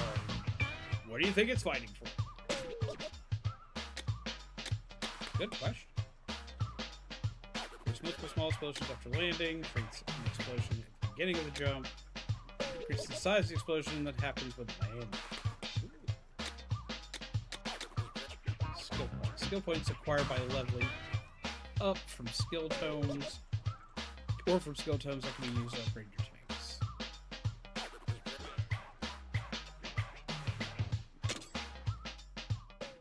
I would definitely agree with what MT said. You should definitely try Metaphor. The fog cleared up pretty quick. What gives? I don't remember anything about the fog clearing up on the radio forecast. That's because it was the forecast for Splatsville, not for Spirhalite Islands. There's a lot of strange fog around here. It seems to be coming from the Salmonid ruins. Then maybe we can clear the rest of the fog by tackling more ruins. Never mind the fog, we found loot. There really is treasure in the Spirhalite Islands. What do you think? That pose, that gaze, I'm speechless. And that's actually why we're playing it today, is because, like, it came out yesterday, so, like, I wanted my moderators, who are all Splatoon peeps, to be able to have a day to play it ahead of me, so they weren't having to sit through this and get spoiled for stuff as I was playing through it.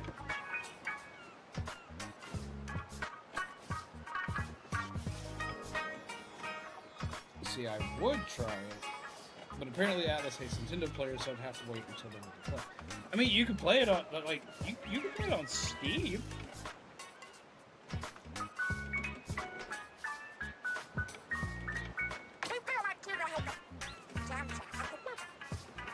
I think it's already out on Steam. I played it on, I think so. I started playing that on PlayStation. I did it yesterday and tonight after dinner. Just called it for the night about an hour ago.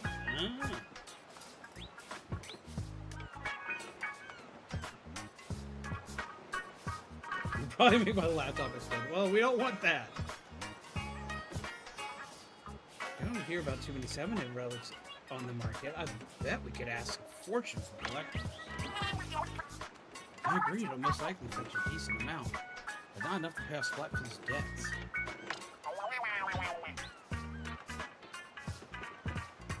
I want to fix Splatfield's finances, but it's easier said than done. True, it'd take a pretty big honkin' treasure to make a dent in that problem.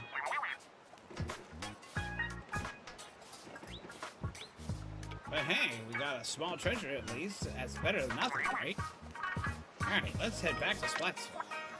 Why? Why not? Shiver Shark and the Eels can tow the hideout ship and get us home, right? If that's what we wanted, I'm sure they could. If that's what we wanted.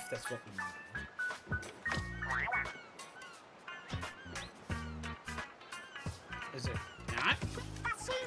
Duh, you think they'll settle for this dinky excuse for loot?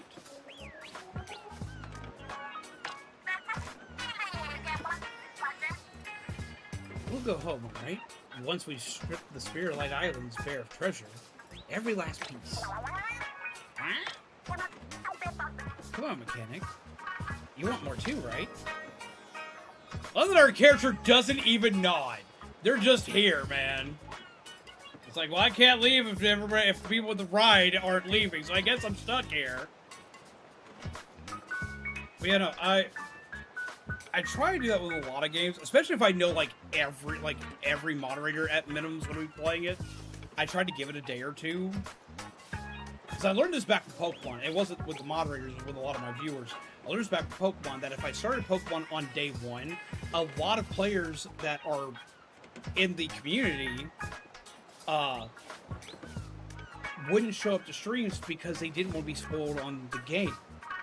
So I started waiting a day to do a lot of this so peeps can play. So peeps can play, get a little bit ahead of me. I usually get about a day to 2 days before I hop into a new game. And then when it comes to, like, especially with Splatoon, when it comes to story stuff, I usually try to give it a little bit of time. Splatoon 3, we jumped in immediately, but everyone was. Like, we all were. We just all said, fuck it, and then we just did it. And I still started later than everybody else. Because I was like, okay, we're going to have a late night stream for that. I started at like 10. Because that was back when I used to like start at like 8:30, 9 o'clock.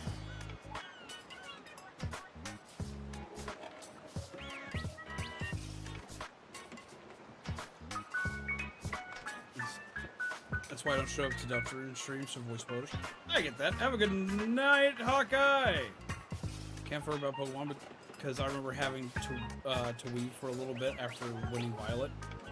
Yeah, because like it was nuts when it came to Scarlet and Violet. Like the Sword and Shield was worse, Sword and Shield, I didn't see anybody on that one for like my first 2 days streaming that game. Scarlet and Violet, we saw more peace, but that's because I waited till late at night to stream that one. Now my stream schedule kind of fits the timeline for a lot of these things. But I had to wait until like super late at night.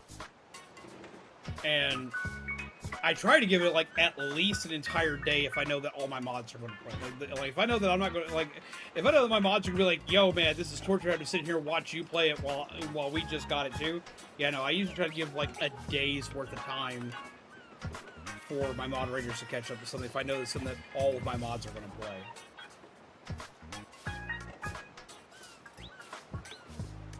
Big Pokemon waiting. No. Moderation spoilers. Lord, do I have a fun memory about that? No?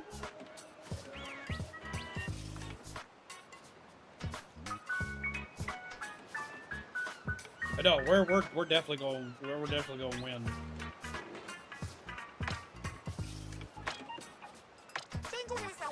I'm gonna take your silence as a yes. Then it's settled. But I pre-ordered Manta Quest 3. Man, no, you gotta let him get his game on, man. Jesus. Never seen a 7-hit relic before. There's power inside. I can tell just by holding it. Relics grant special relic powers. Relic powers are handy on raids. Equip one right now with the plus button. See for yourself.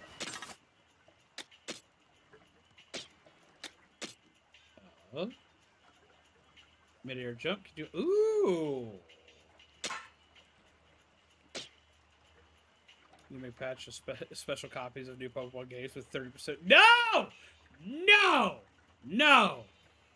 Okay, so I was modding for Remy at the time when she was fighting the final boss of Undertale. People just wouldn't stop with spoilers for a single minute.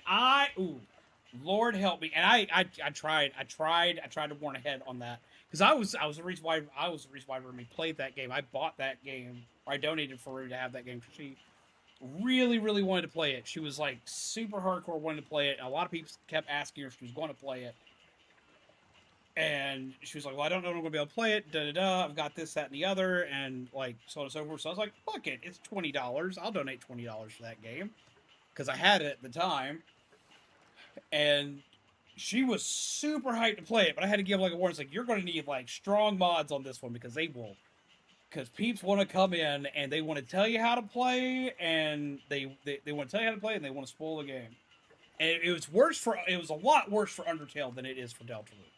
Deltarune's nowhere near as bad. Undertale was like a nightmare minefield to go through for that for a long time.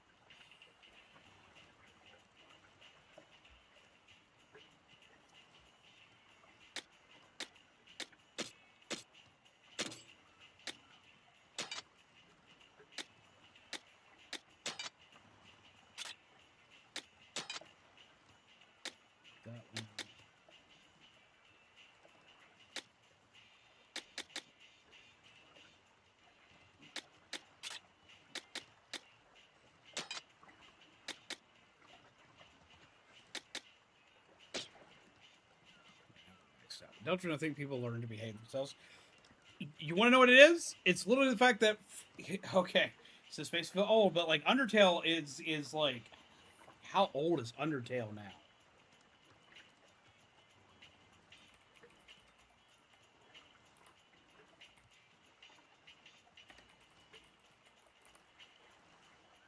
Yeah, Undertale released back in 2015. It's 11 years old now.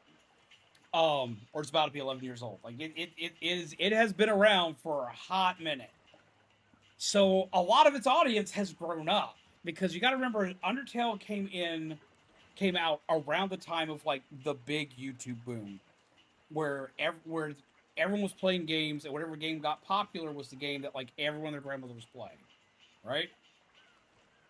Just go to IGN to read the Too Much Water review.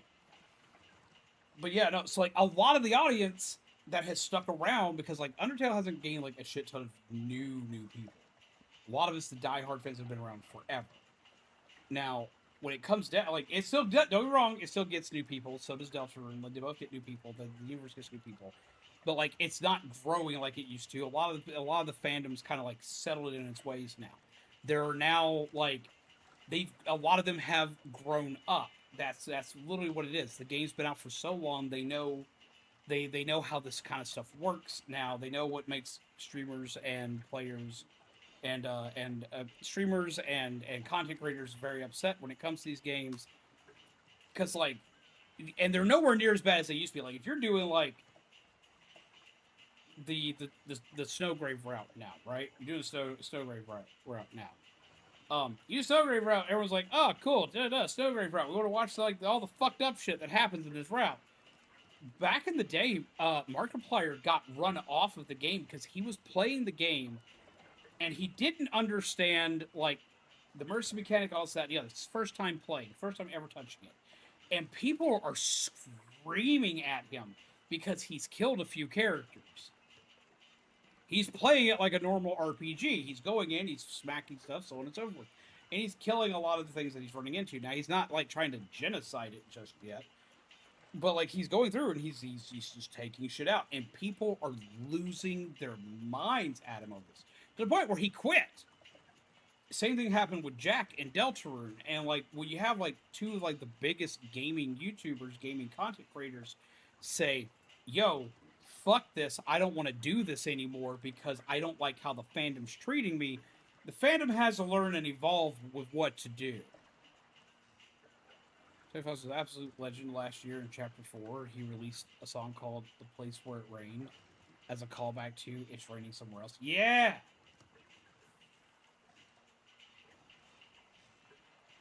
Pokemon Waves using only water types. I want to actually play through the game first.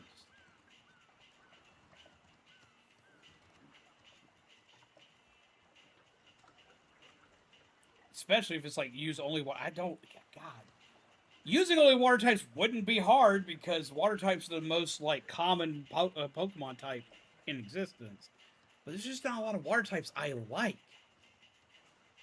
It's like, I don't mind playing certain cards for the lulz. I don't mind playing certain cards that issue out, like, big challenges, like doing the Subnautica one and whatnot. But, like, if you're just going to make me hate the game, I'm just not going to play it.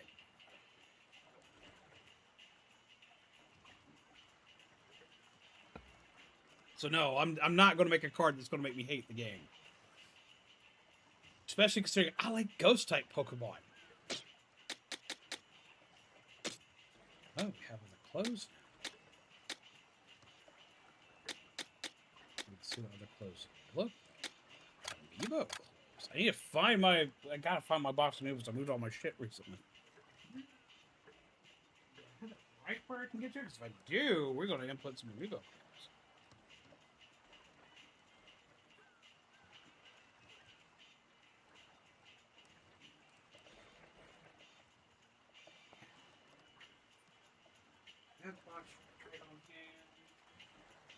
No, I think I moved it again. I have my Splatoon amiibos separated out from all my other amiibos.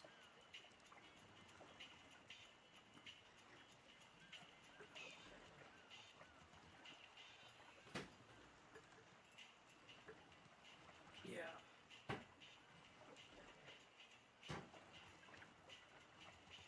I'll have to figure out where I put it. I think I know where I put it. I think I put it in the closet.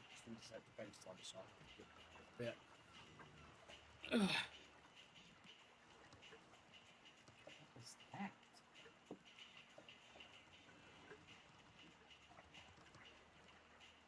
Yeah, no, we'll have to check on it later.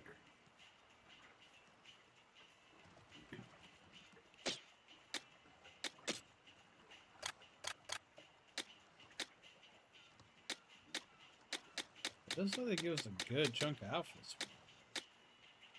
Oh, these were neat.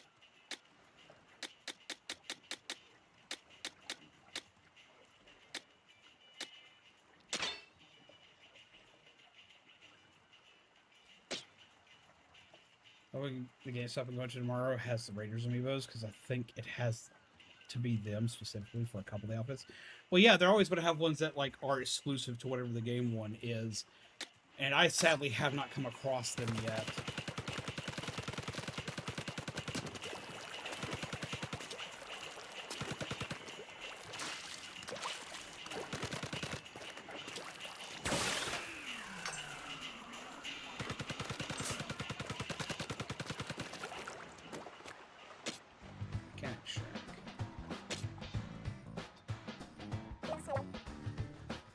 hold up a sec. Hey, McKenna, you got time to talk about hideout ship construction? I know I said I wanted to set up an arcade here next, but maybe we bump that down to the priority list. You might want to start with something helpful for hunting treasure. At least that's what Shiver says. Like, I don't know, a place to make gadgets and weapons stronger? Then we can handle any Salmonids we see. Whatever you want is cool, and we'll help.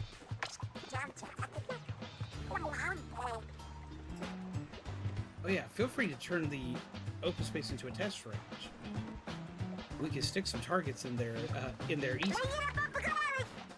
I figure as the hideout ship gets better, our raids will get easier too. Counting on you, mechanic. Tank upgrade.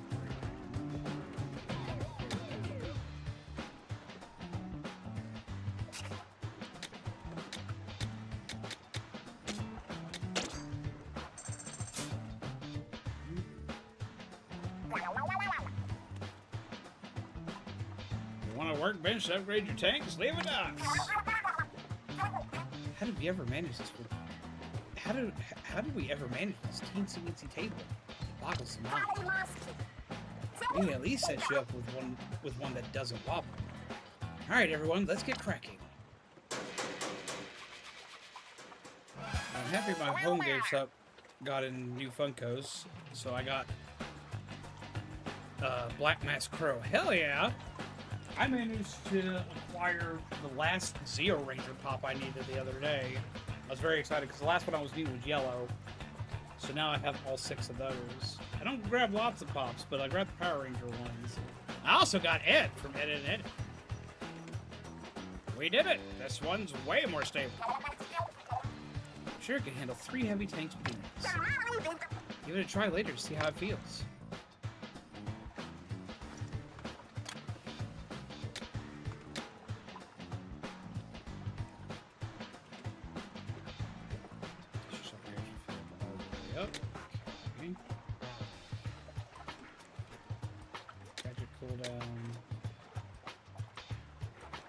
So you play arcade games between raids.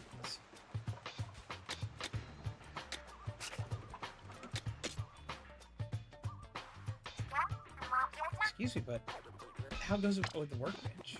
You mentioned upgrading the tanks. Is that something you can do?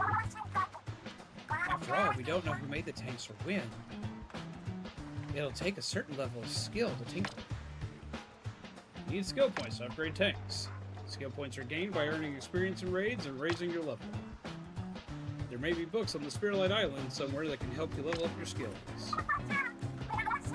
Aren't you a sly one again? You've already got skill points. You see, I was worried over nothing. In that case, give it a try right away. Ooh, increasing HP would probably be good. It's likely to get splattered when you take damage. It's more damage. Gadget damage increased. Parts to gadgets. That would definitely be useful. What? I think I'm gonna go weapon damage.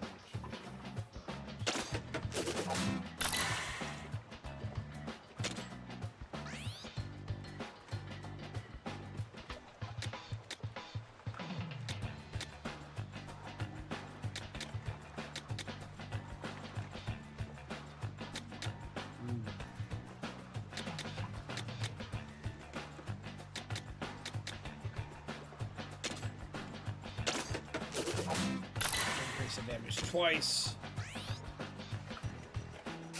Because dealing extra damage is always a good way to go for it. Time for me to slumber, so tonight should have a wonderful night and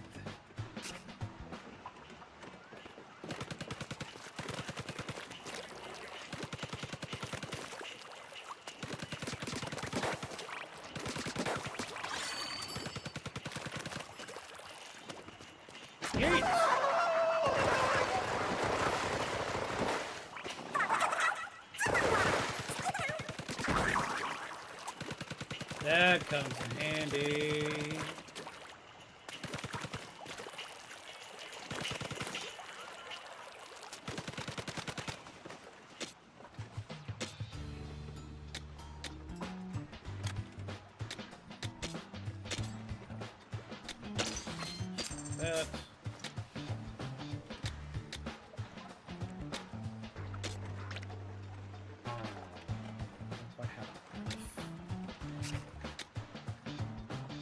That needs a lot. Jesus Christ.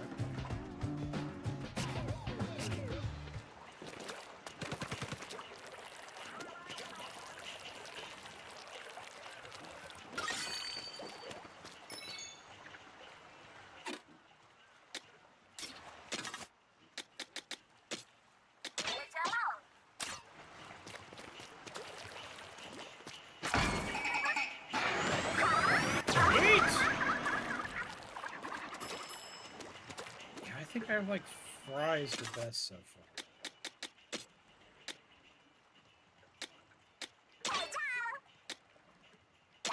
Let's try Big Man first.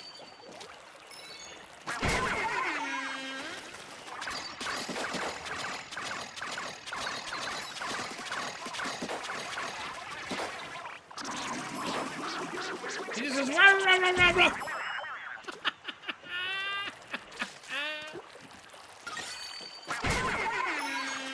Rah, rah, rah, rah, rah, rah, rah, rah, rah, rah, rah. La, la, la, la, la, la, la, la, la,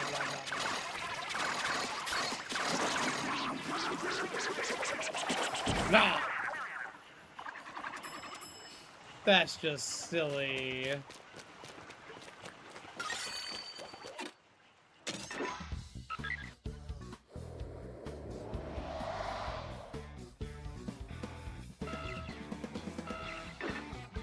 Stuff.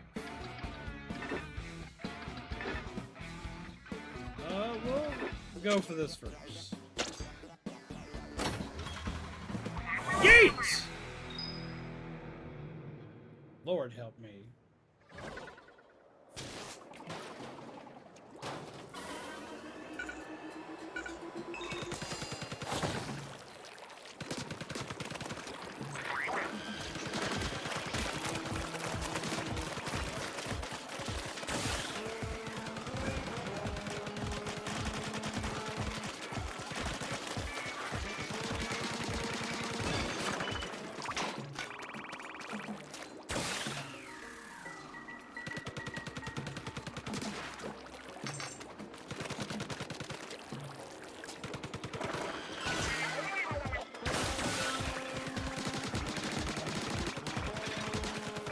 Yeah, the extra damage is already coming in handy. Yeah,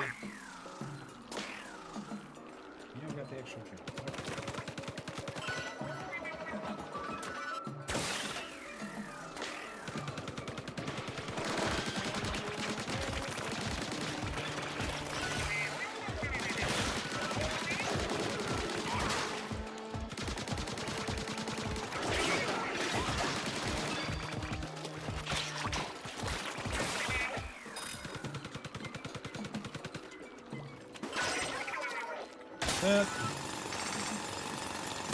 Worst game, Sonic 06 or Lost World? 06. Lost World was actually fun. A lot of the complaints from Lost World was the fact that just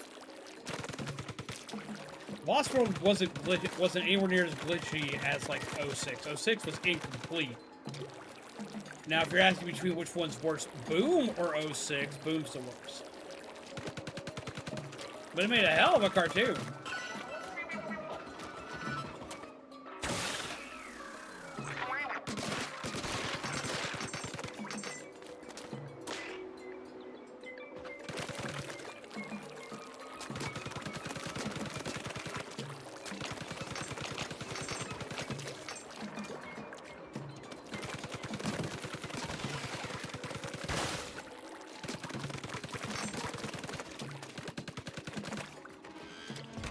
Put me a long speech about.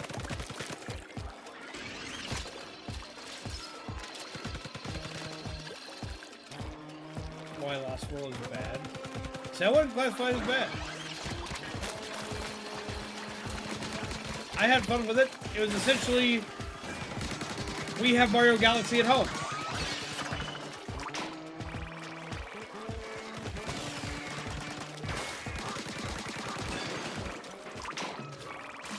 Which to me does not make it bad. Is it mediocre? Yes. But is it bad? I wouldn't say it's bad. I'd say it's mediocre, but I wouldn't say it's bad. The gameplay works the way it's supposed to. The mechanics work the way it's supposed to. Mechanically, the game's fine. Storyline-wise, it's a Sonic game. If you're playing a Sonic game for the plot, go read the comics. Is what I tell most people.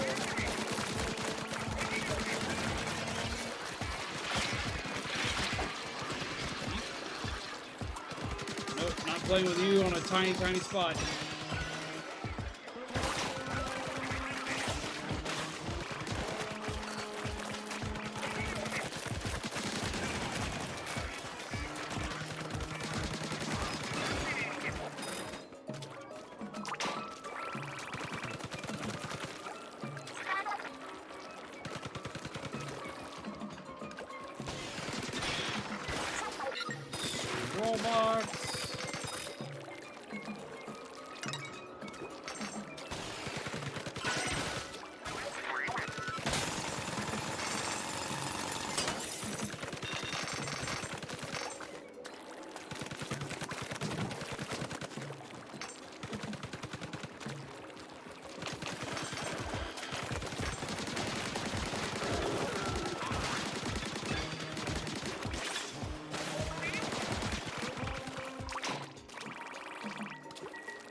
Okay, yeah, the damage increase helps out a metric ton.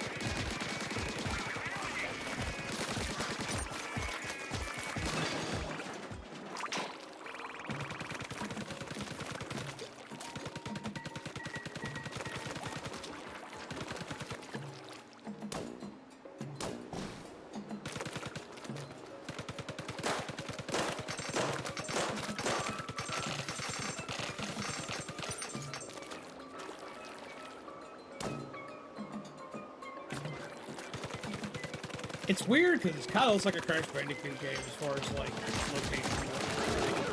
There. Oh, come on, buddy. Let me just do that.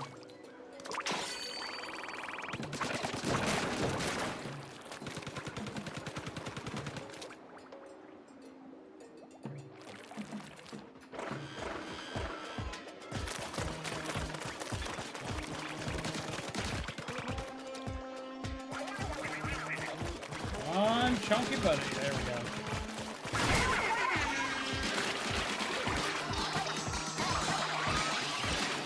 Yeah, straight told that thing no.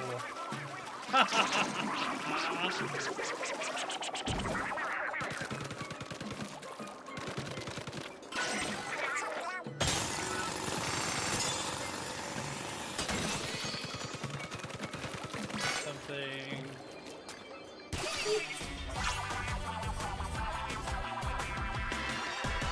Should play more Sonic games. I've only played Lost World and 2. Like, which 2? Like, Sonic Adventure 2 or the actual 2?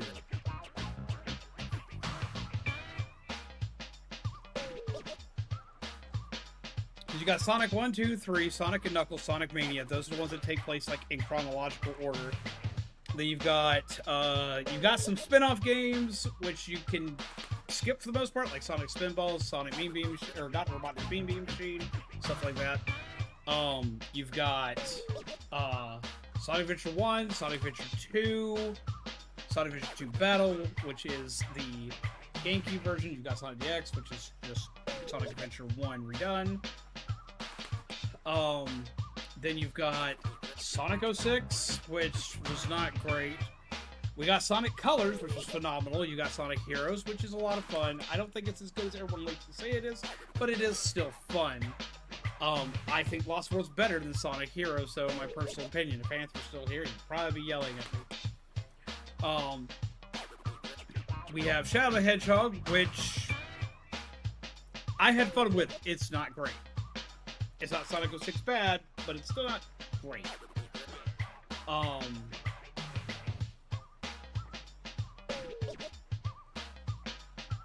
Let's see, we got Sonic and the Lost Rings and Sonic and the Black Knight, which are fun, but they're gimmicky because they were on the Wii. Do you like 3D Sonic or original style Sonic? Okay, so I like both, and I have favorite games in both. But my preferred is 2D Sonic. It's my preferred is original. For one, I like the art style of it better. I like the gameplay mechanics of it better. I also like the 2D Sonics like on the DS that use modern Sonic with the 2D flair. I like the Sonic Advance series. I like a lot of the 2D ones better. That being said, I do enjoy a lot of the 3D ones. Like, I liked Lost World. I loved Colors. I really enjoyed Frontier that came out a couple years ago. There are a lot of the 3D games that I actually enjoy. I still prefer the 2D, and when we got Sonic Mania, I screamed like a small child. I didn't hate Sonic All-Stars, which was like the fusion between 2D and 3D.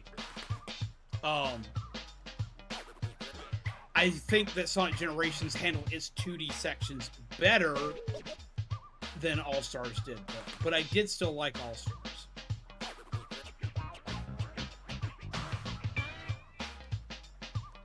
So for me, it kind of depends on the game. Like, my favorite 3D Sonic is Sonic Adventure 2 Battle.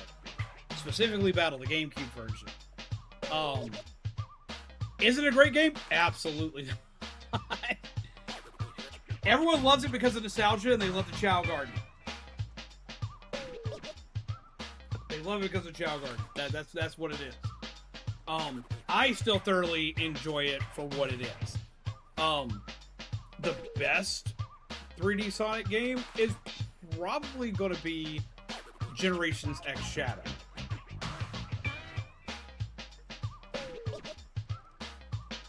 See, I loved Sonic Mania. It's probably my favorite out of the 2Ds. Before that, it was 3. But I loved Mania. Now, I know in the later years that Mania's gotten some flack, so a lot of new people have discovered Mania. Mania got a lot of its hype, and a lot of people that bought Mania when it first came out were old heads. For people like myself that were just playing for nostalgia's sake. So we were already used to 2D Sonic, so on and so forth. You have a lot of newer people that have gotten into Sonic Mania recently that don't like it for one of two reasons. One, they don't like it because of the style, being a 2D game and it being a retro game. Because they also don't like Sonic 1, 2, and 3. And you know what? Fair. If you don't like that, that's completely fair. Considering how many different styles of Sonic there are now, you're going to have ones you like and ones you don't. So that's fair. The other groups of peeps I've seen that don't like it recently have been peeps that complain about its difficulty, which I will say, in comparison to other 2D Sonic games, it's a lot harder than the older ones. It expects you to know all the mechanics of how a Sonic game works when you pick it up. But I like this.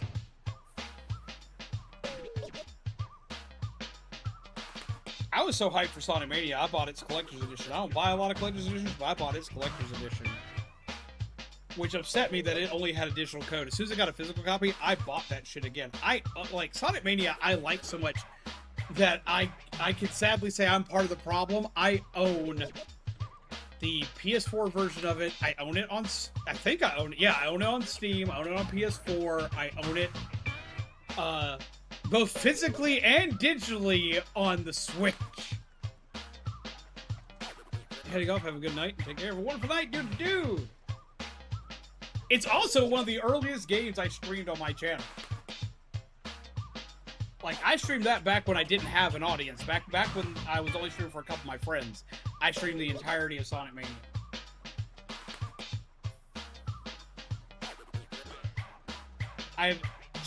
There is another playthrough on the channel after I've met everybody here where I have it and I've played through it. But yeah, originally it was also Sonic Origins. Oh, I've got Sonic Origins, I think both on Steam and on Switch.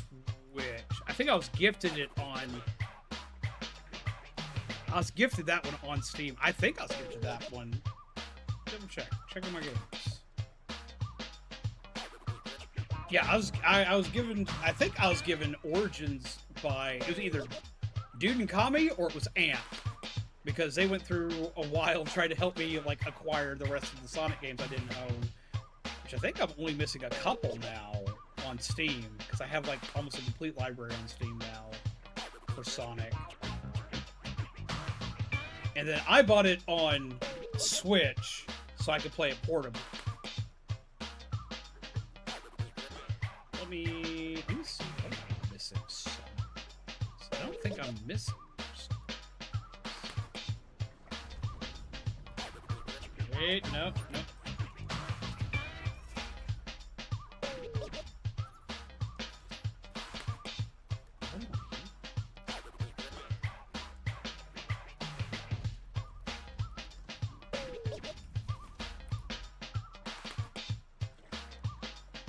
Alright, let's see. Look at it. It's like everything is in your library. Let's see. Crossworlds, Frontiers, Mania, Sonic Adventure 2, Sonic Origins. I even have Sonic Rumble Party. I downloaded it because of what it was. I played it a little bit on mobile. I'm not a fan of it. Sonic X Shadow Generations I have. I'm missing Sonic Forces. I've played through the entirety of it on Switch. And I beat it, I want to say, like 3 hours? Was not a big fan of that one. That one wasn't bad, it was just disappointing because of how short it is. I have Sonic Adventure DX, I have Sonic Superstars. I'm missing colors. I need to eventually get colors. Especially now that they fixed it. I waited to buy that one because on Steam it was really, really bad when it launched.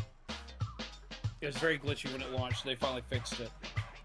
I have Sonic Generations Original Collection, I have Sonic Lost World, I have Sonic Team Racing, I have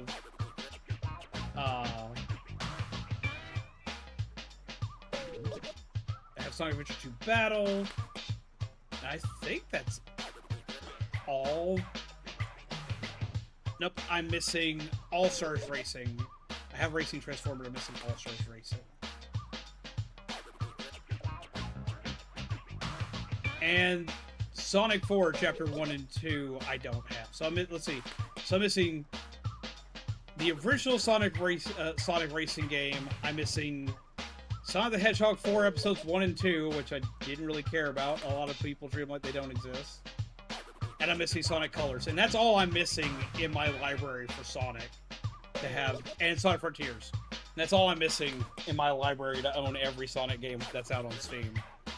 Crossworlds is fun. I was playing that the other day. I love Crossworlds. I've modded it to hell and back. But I absolutely love Crossworlds. That's one I have times where I wish I had it on Switch too. But I like the mods I have on Steam.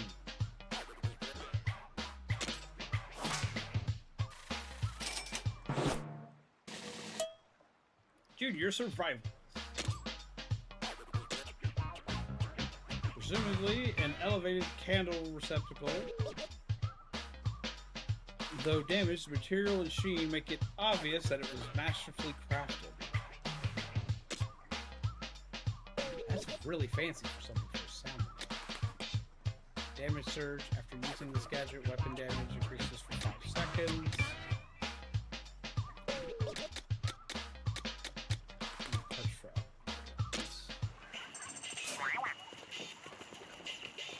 Great work, mechanic. Everything you do is impressive.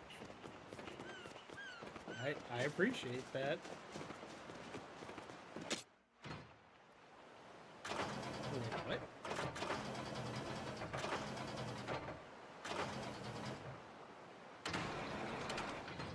What am I doing here?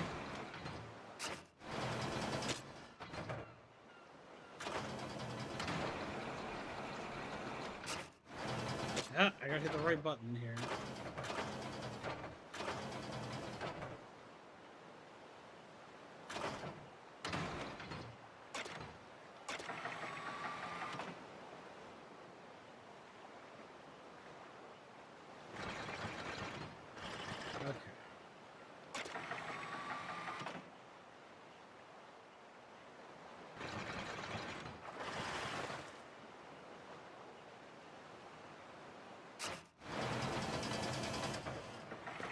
Fox for me.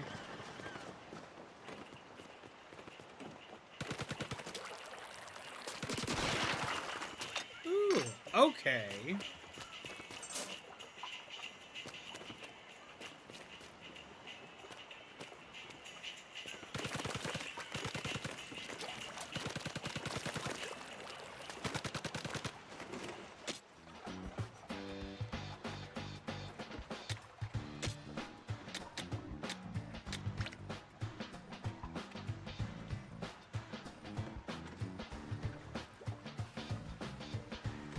So, hi, Raccoon Fridge.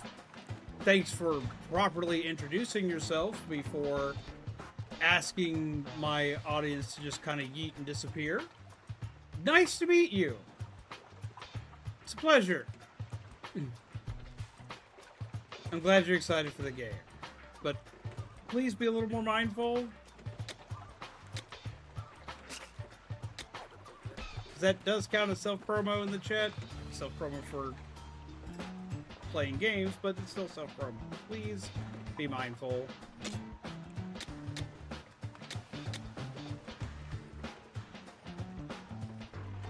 It is an amazing game so far, though.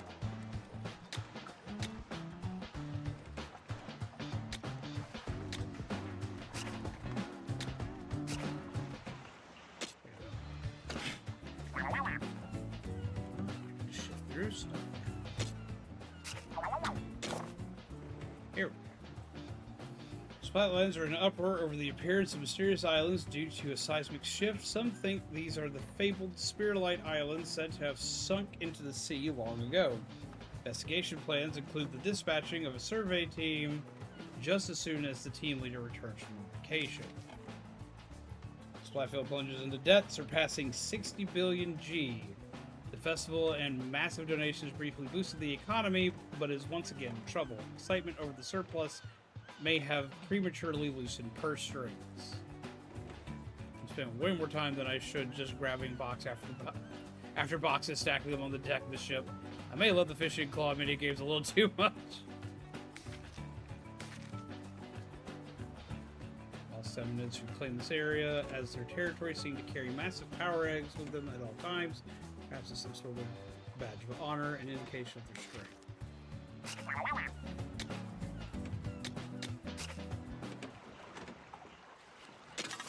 Let's check out gadgets.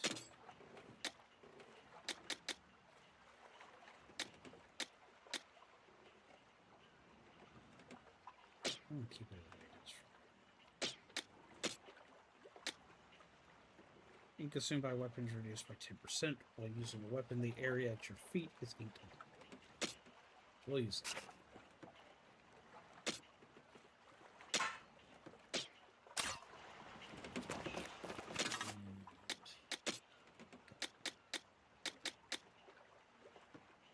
I thought I'd gotten a new gun.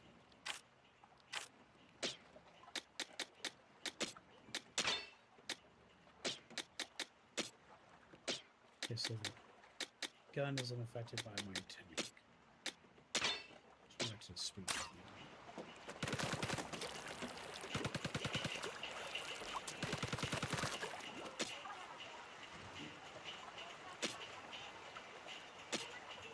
So this is for the multiplayer stuff we'll be doing tomorrow. We'll do this thing. Multiplayer video.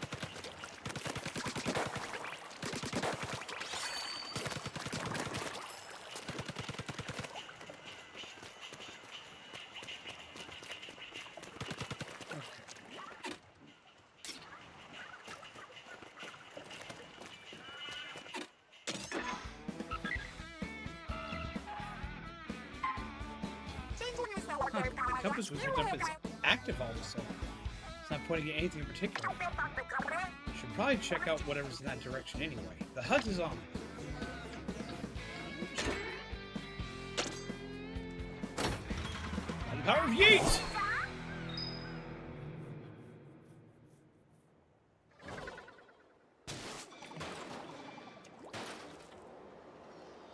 That is a big thing. There's a huge crystal. Wow, is that really a Spirhalite crystal? It's wild that they get so big. That crystal seems too dense to hold much. Assuming I'm reading the bot's radar right. So don't get your hopes up for a treasure chest inside. Maybe not, but a crystal of pure Spirhalite? That's perfect for collecting shards. Spirhalite shards can be very useful, so the more we have, the better. Okay, then let's go find some power eggs. Cracking that crystal will take lots of energy. Power eggs you can find, the more power eggs you can find, the better. Think of how much loot you could have. And that's the plan. Grab lots of power eggs and turn them into loads of Spirhalite shards.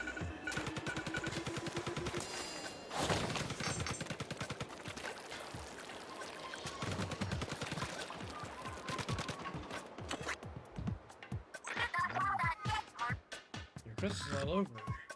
May as well mine them while we get power eggs.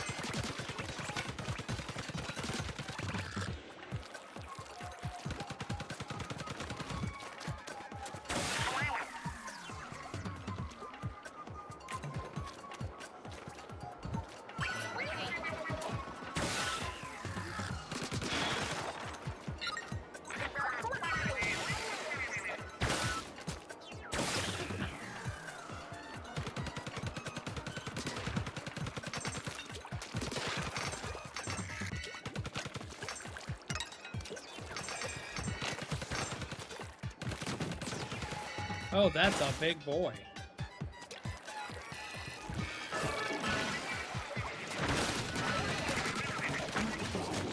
Yo, I can go high too. Let's go. Oh, a lot happened. Pain. A lot of pain happened.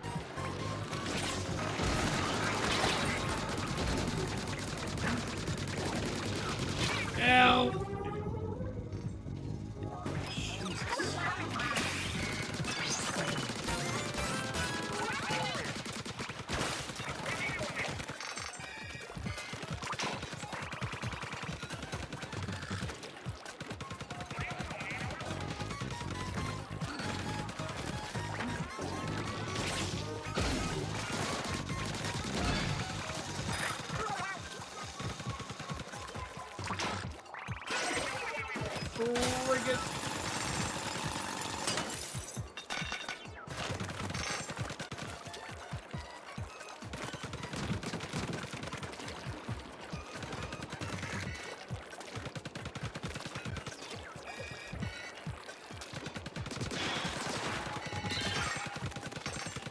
Compass.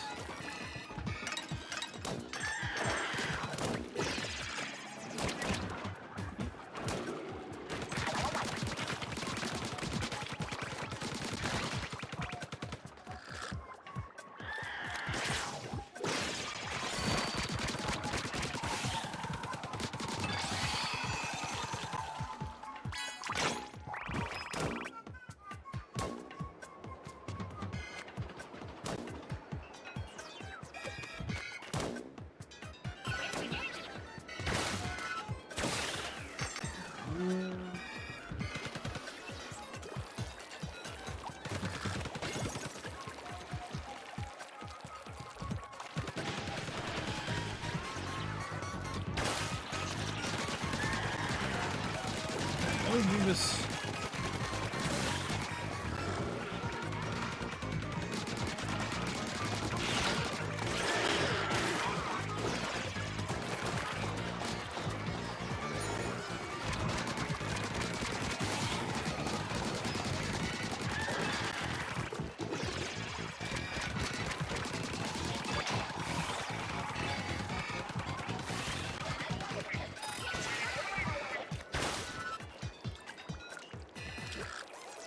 Egg.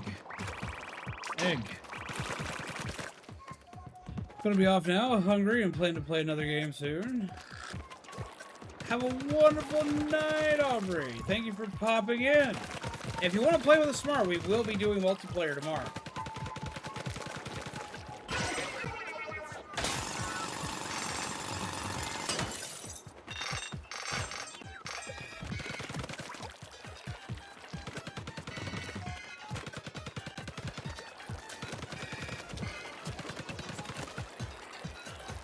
And we would very much love to have you.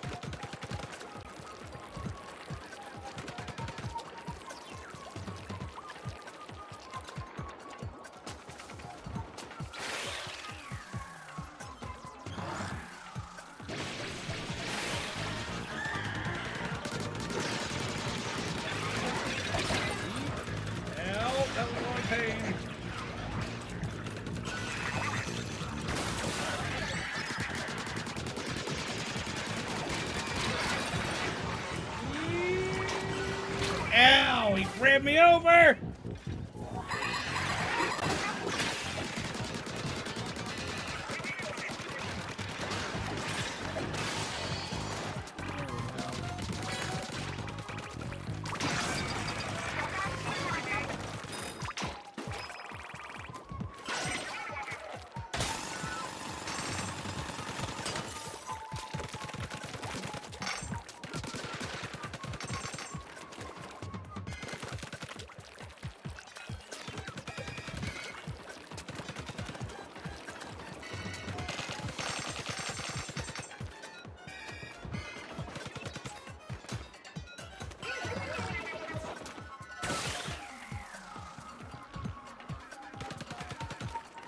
They just spawn in more?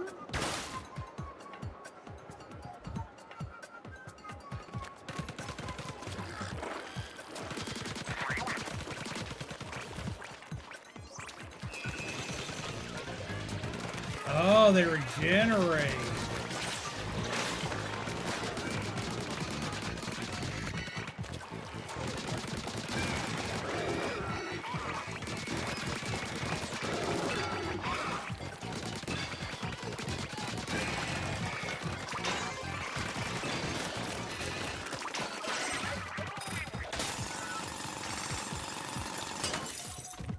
No.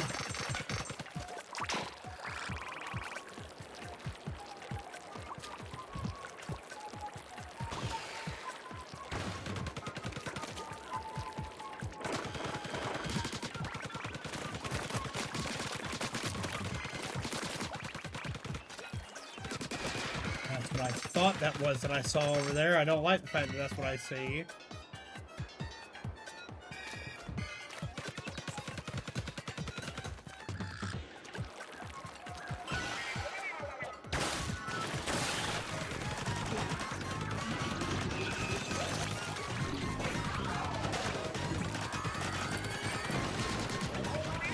Run!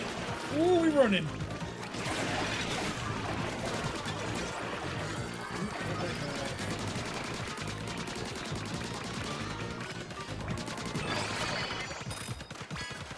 Oh, you killed them! Whoa!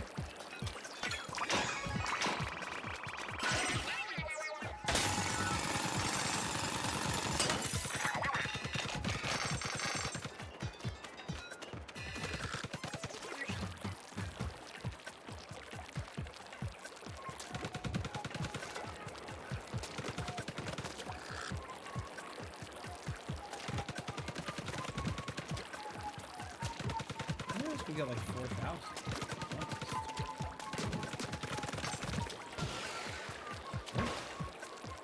Pretty close, but I'm also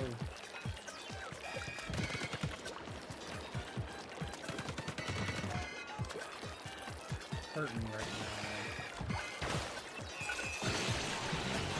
Oh, Jesus!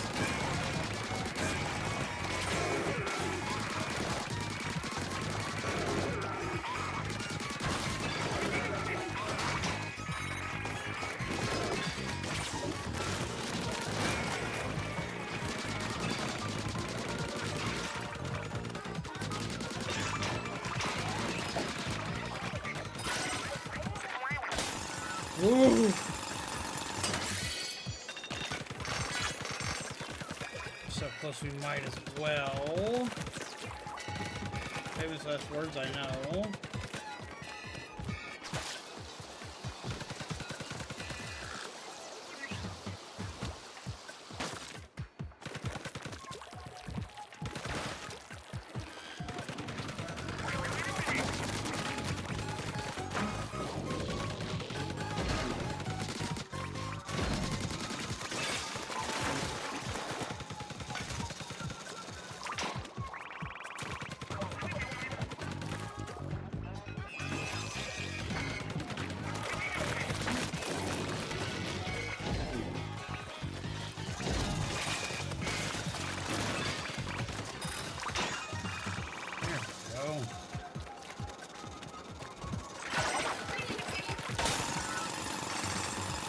Favorite time with these levels too, like I'm already here, why wouldn't I fill the bar? Kinda, yeah.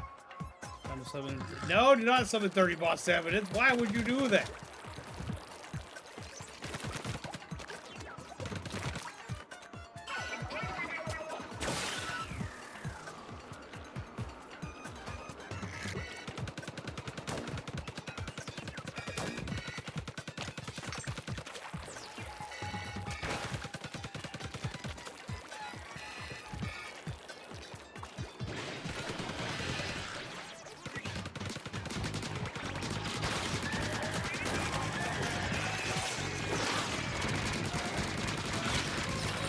I'm in trouble already. No, not you. Not you! You little rat bastard, not you!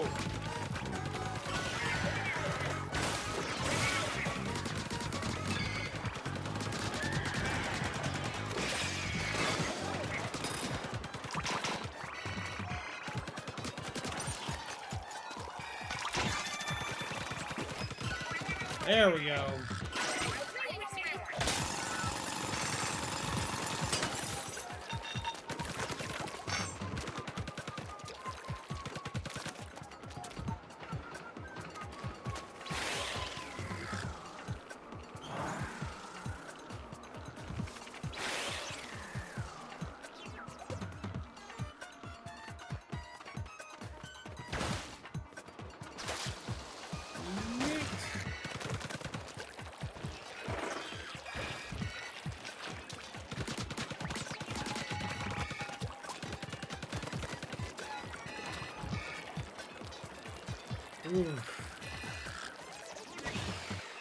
Smack!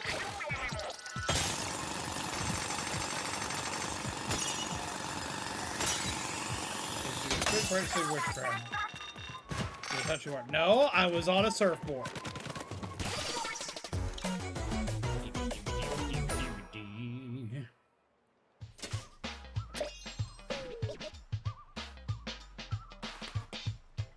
That was totally worth it. We can be all about that. Of course, a compass pointing somewhere can be checked on the treasure map. Important info about Spirhalite Islands and another level thingy. We like level thingies. Yes, we do.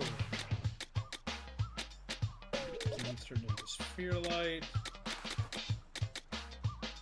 Okay.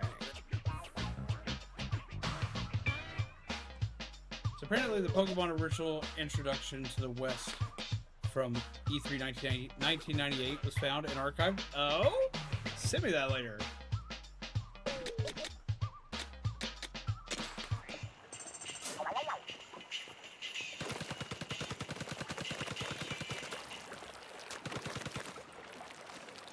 Lunch Twilight boss evidence.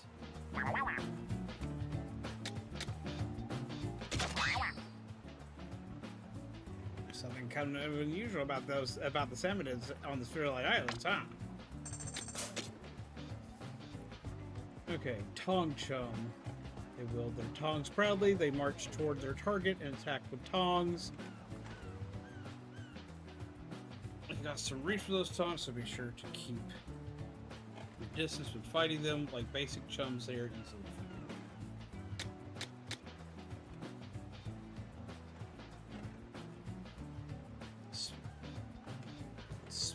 Spinook. They float in the air with a sprinkler attached to them. They frantically flap their pectoral fins to swim for their target while splattering ink around. Slow and easy to defeat, deal with spin-ups quickly, or you might get bogged down with their ink. When defeated, they spray ink around themselves.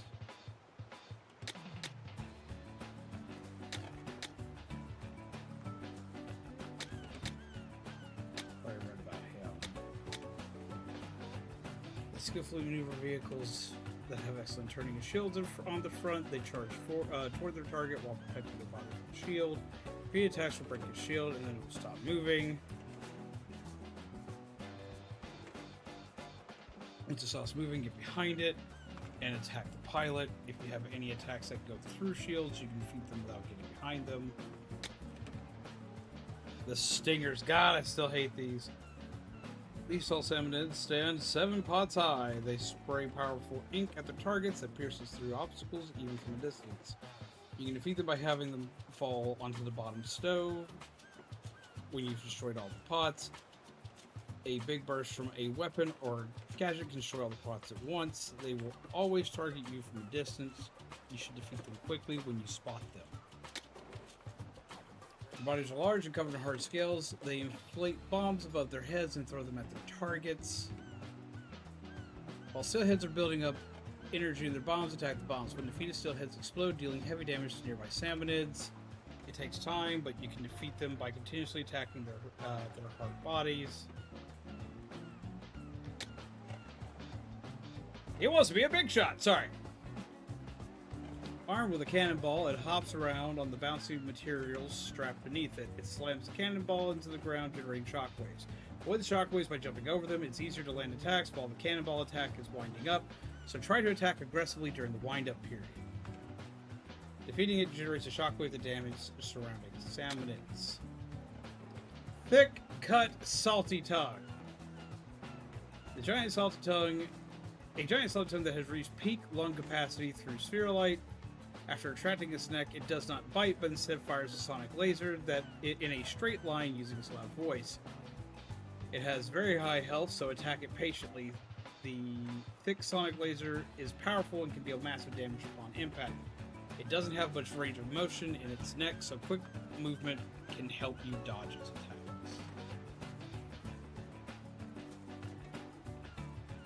Why are we summoning so many salmonids? I mean, that might be an idea for a card. I may have an idea.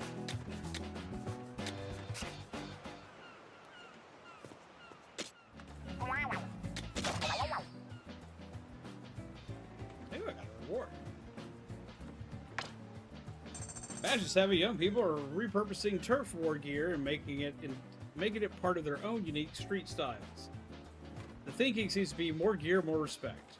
I mean, they ain't wrong.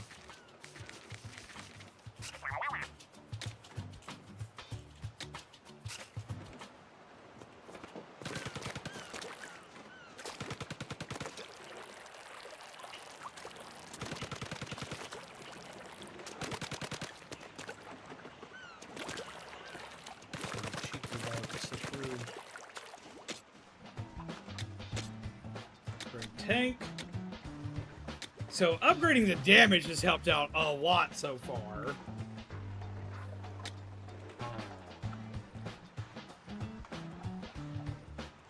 Let's go ahead and get that 30%. And we gotta do a limiter release to increase it again. 707 is for sushi feast. What? You thought I didn't have a plan for all of them? Development. Also have gambling in a kid's game. Game marketed towards kids. What do you mean?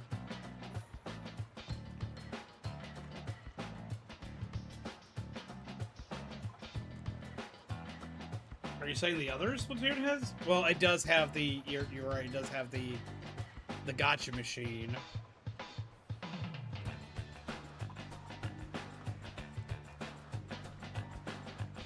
But it's not like you're using any actual money on it or anything like that. It's kind of like the gumball machine when we were kids.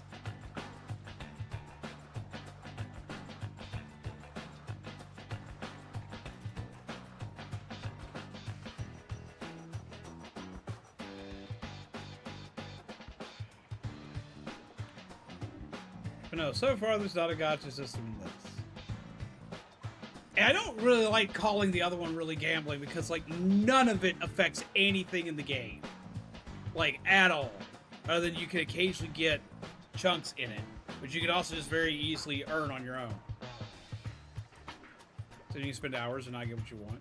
Yeah, but you don't need anything in it. It has literally no effect on gameplay whatsoever. You're not using any actual currency on it. And you might as well have something to spend your currency on after you've beaten everything the game, because after you're like me, own every weapon, every article of clothing, aside from some of the salmon run gear. Once you've done everything, what else is there to do? Put the money in the gacha machine.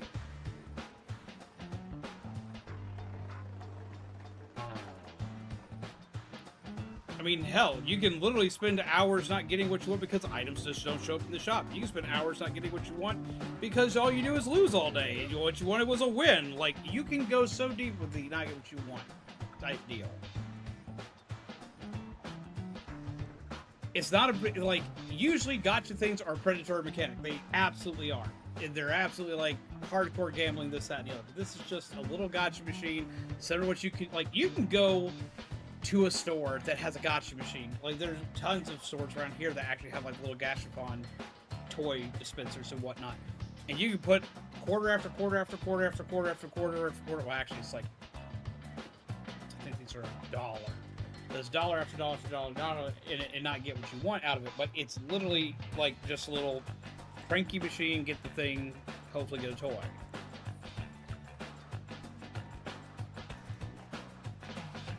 It's mostly just banners. Banners are not important. Exactly.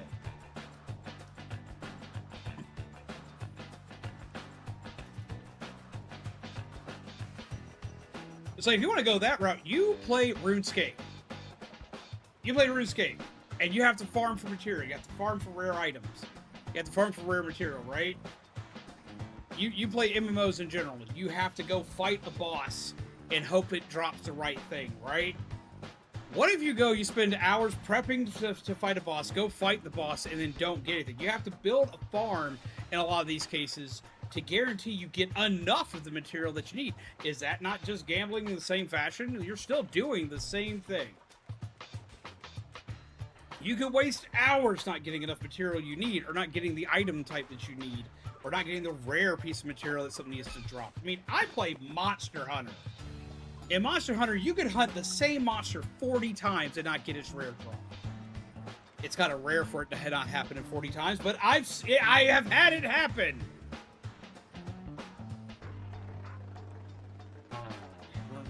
Duraludon, or not Duraludon, but it's similar sounding name. Basically, the mud snake Pokemon, or mud snake monster that we wound up fighting in Rise, and it took me forever to get its gold orb. RuneScape has a mercy system. Most gacha systems have a mercy system, especially those, especially like ones that you pay money for.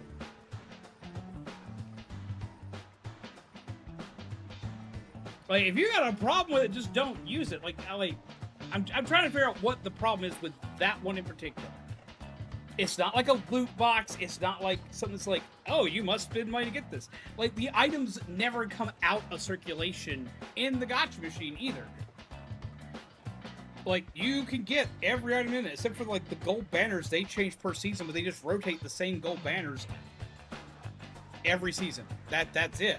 So those could be Pokemon in general, considering gambling, spending hours looking for a shiny, or even hours looking for a Pokemon that has a 10% chance of holding a specific item, or has even less than that. Like, look at something like trying to get look at like trying to get like bright powder on a Ditto, or look at trying to get a light ball on a Pikachu. You have to catch one that has that in most cases.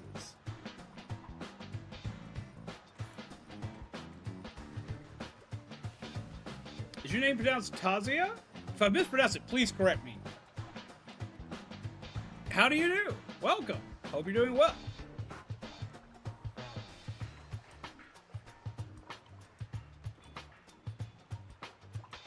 It's like you keep saying these things with the ellipses at the end, it's some kind of super bad things, like, oh, gotta shame Nintendo's like little machine because RuneScape has a mercy system, but most MMOs don't really have a mercy system. And they still do the same thing by consideration. Every time, actually, I was just inspecting the bot and found some gadget blueprints. Blueprints? I had no idea! You should be able to make nice new gadgets for these. Leave the workspace to us. Aha! Ta-da! From here on out, consider this your very own gadget workshop. Just imagine the gadgets that'll come out of this place. Indeed. I'll go get the blueprints. Meet me here later, mechanic. So let's go with that one. But yes, how do you do? I hope you're all well.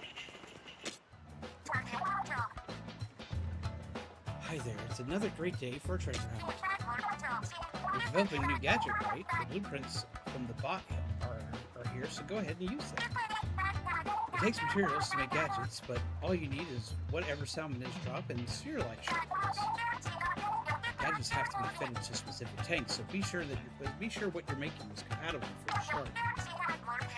Your tank has space for 2 gadgets. Once you finish a new one, try attaching it to the open spot.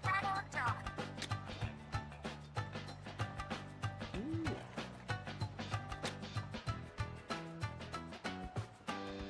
Ooh, I like that.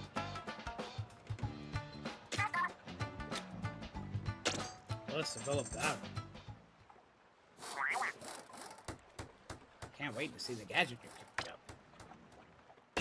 I love that little picture. Hurl it like a boomerang. Emphasis on boom and enjoy its graceful damage you're going. If you want to get really into it, like look at games like even Final Fantasy VII with like chocobos. Lord help me, chocobos.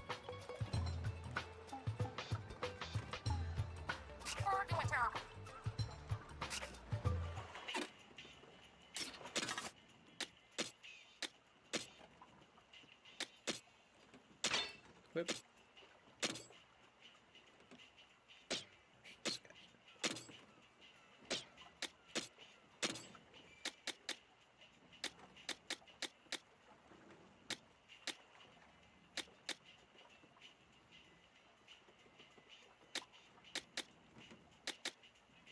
Explosion area up.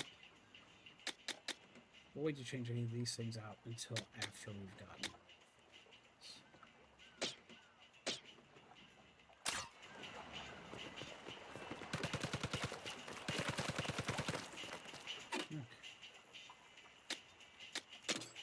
I was going to talk about the other ones I haven't built yet.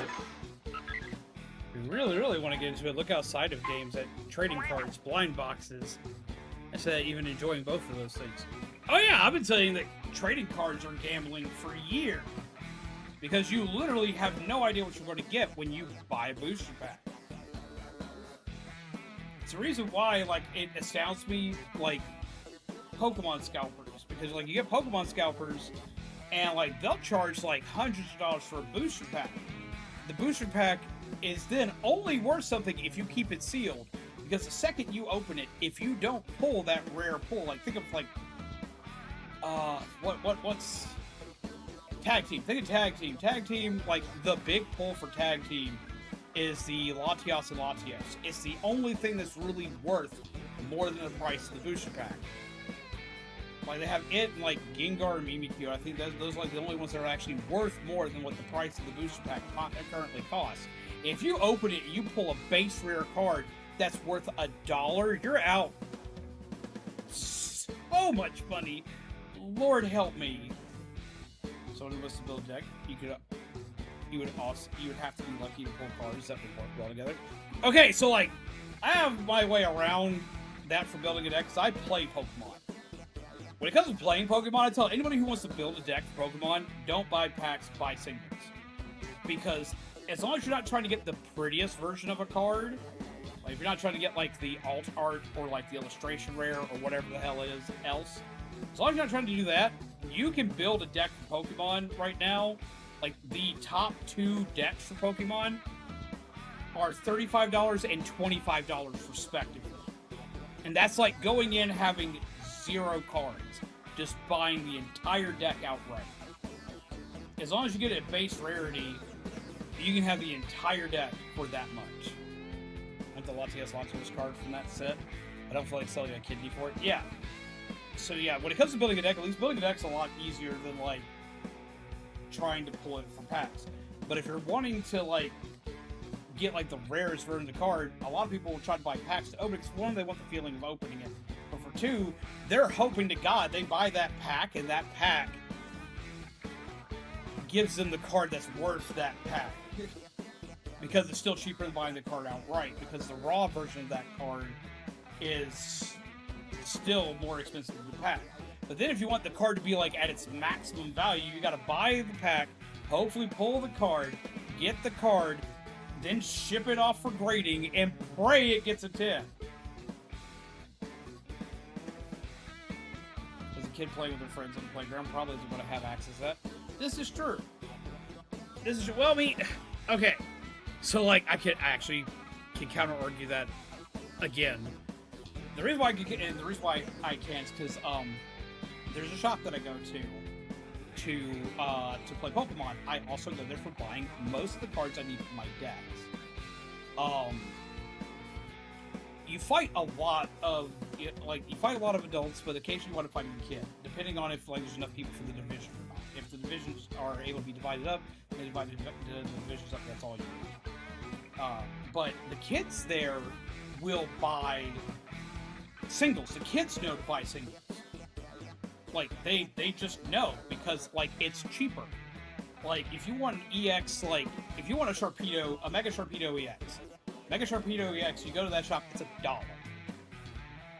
You can get 4 of those for a deck for $4, or you can buy its booster pack, which is the Mega Booster Pack, first Mega Booster Pack. That pack is like, I want to say it's like $8, $9 just for one booster pack, which is well over its retail price. Most of the kids there are like, I can buy 4 of this really shiny card that I want and guarantee I have it, and it's only $4. Yeah, like a lot of kids will do that. Like a lot of shops that are like, there are a lot of these shops now, and a lot of kids have easier to like. I run into so many parents that know to take their kids to shops for cards. They know to take their kids to shop for cards because it's way cheaper, and they can just get their kid a shiny card. And like a lot of parents are now encouraging their kids to play the game over collecting. The parents will go out of their way to collect cards and hold on to them in case they think they're going to be worth something. But a lot of times they just have the kid go like, "Here, you want a shiny card? Here for you, go get it." Da da da, so on and so forth. I've also picked up a lot of these cards like fairly cheap at these shops and whatnot, and watched them go up in price. The amount of cards that are going up in price recently has been ridiculous, because we're in a weird state with Pokemon. So a lot of the Pokemon market is crashing. A lot of the Pokemon market right now is crashing. There's 2 reasons for this. 1, there's a lot of extra in the market right now. And for 2, it's summer.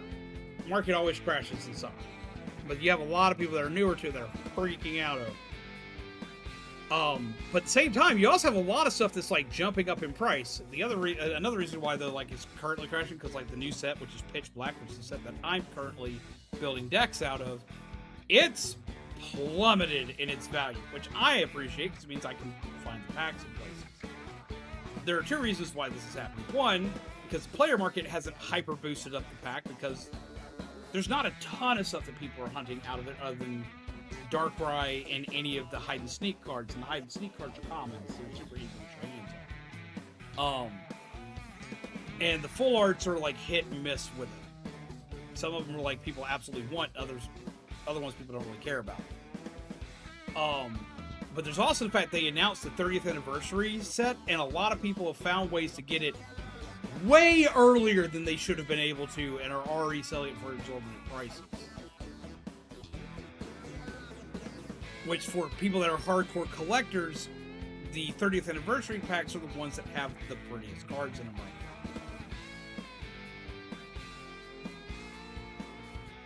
One of my friends took the booster packs out of a scalper's cart and hid them around the store. That's fucking hilarious! And technically not illegal. But be careful. You come as we found us acting up. What do you do now? eventually to go check that.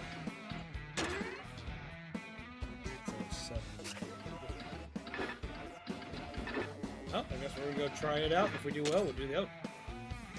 Fred deserves a cookie for that.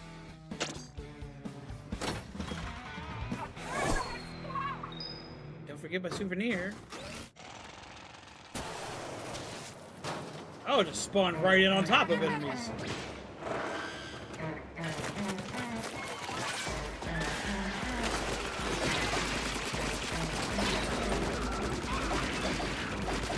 Ow.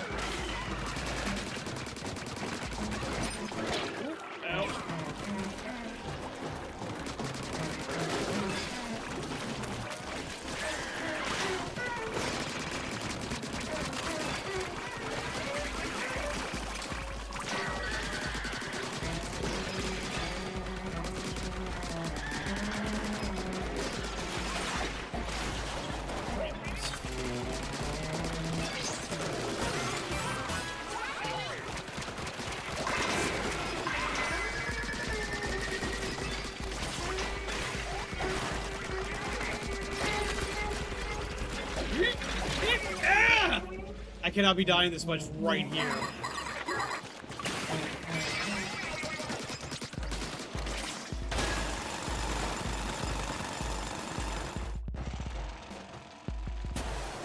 That's your speed.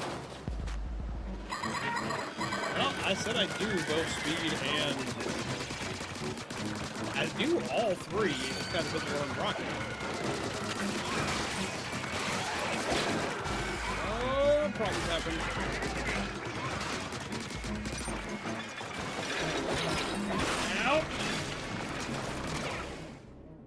Oh! I also decided to play this on Survivalist, so I thought speed would be more optimal. Got a level up token.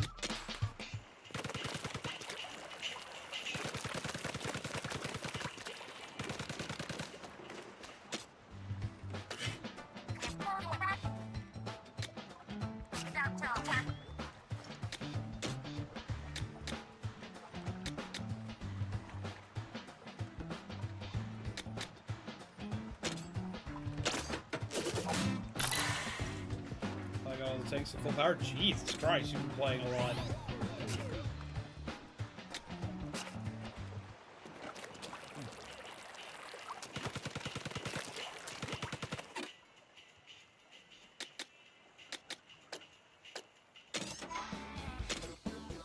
Yeah. Where we gone for a week? So we have the ability to call for help as well. Right.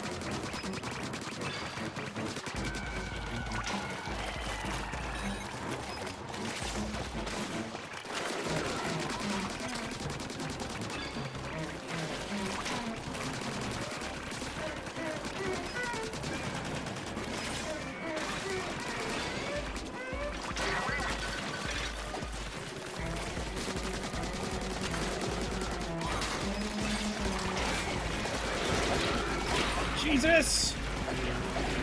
What? Okay.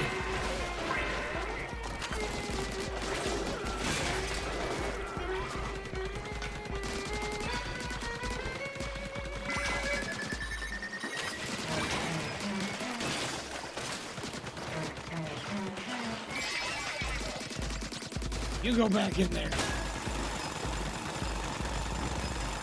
Oh. Food is important.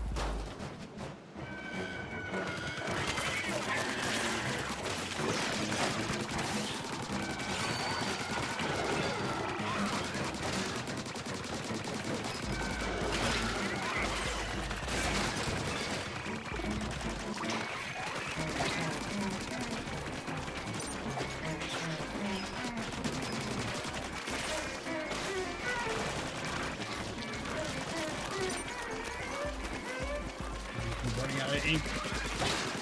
Deal with this shit. Nope. Oh, don't die.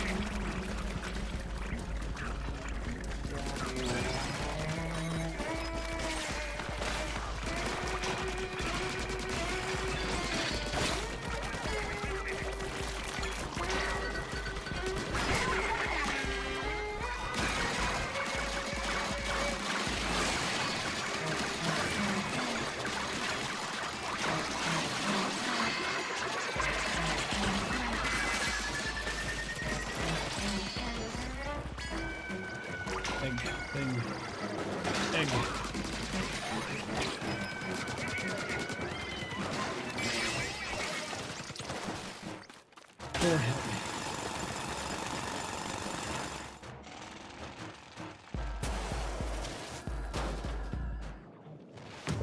Oh, that looks really bad.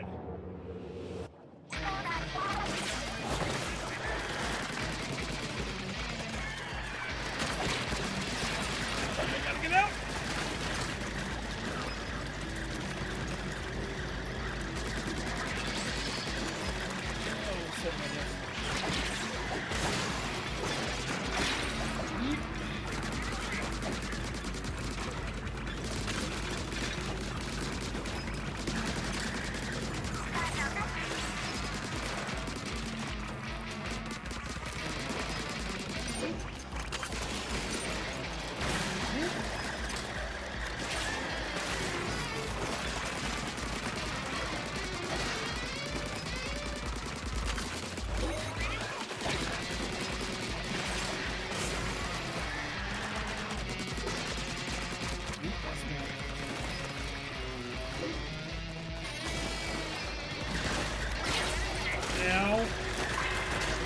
Hurt during that. Ah!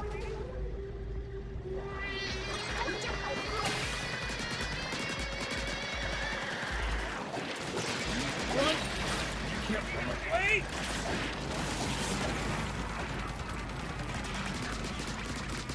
Leave that thing dead. Shit! I hate small fries with fucking passion!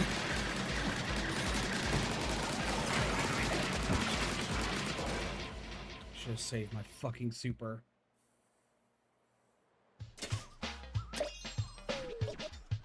Oh, we leveled up again. And got a new weapon.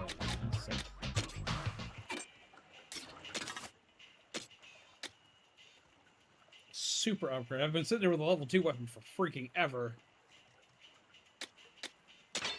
There we go.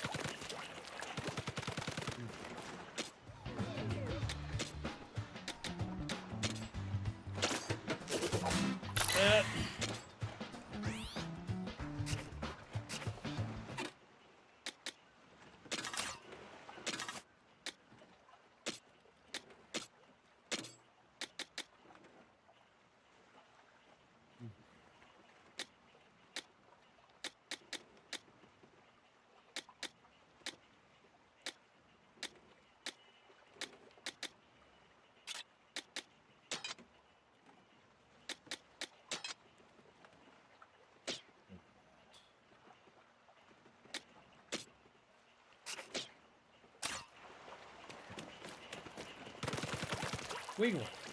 Totally. Holy.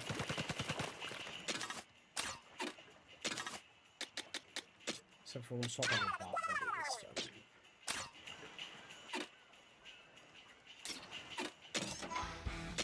Let's go again. Yeet!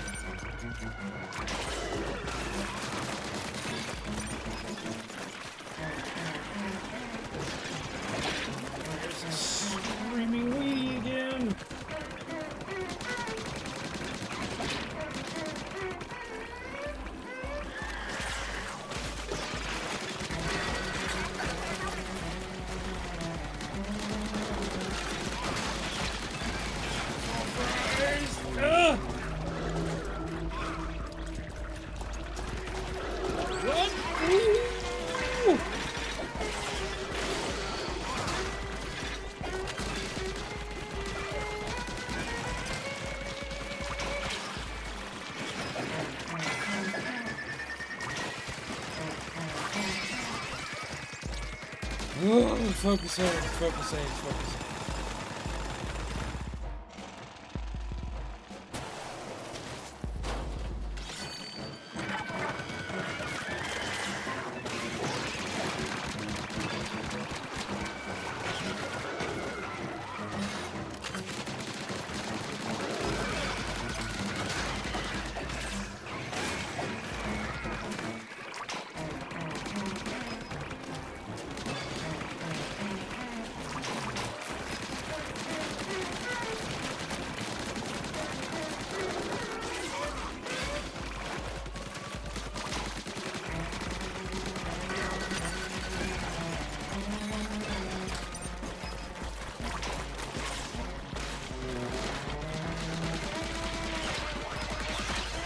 Oh, that's bad. Oh, that went really bad. Oh, run.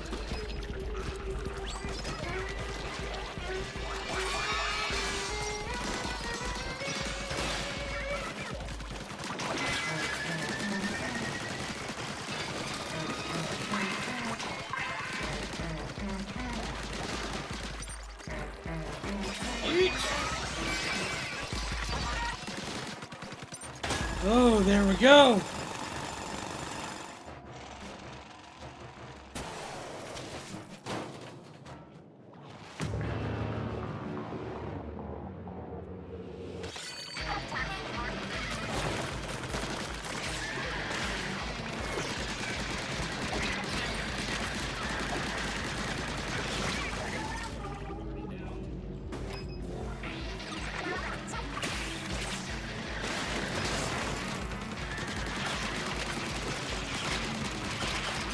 Attack the little dudes.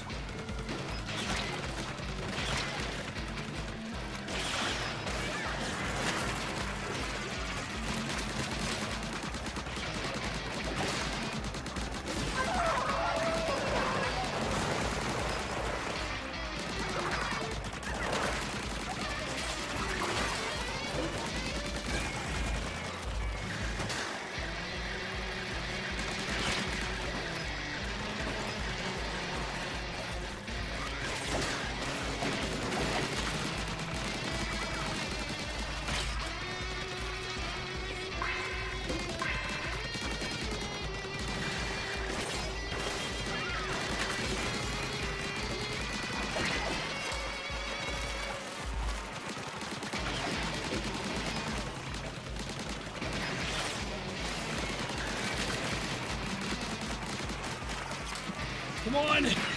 Got it! Oh my god! Hi! How's it going, Blaze? Jesus Christ, we did it!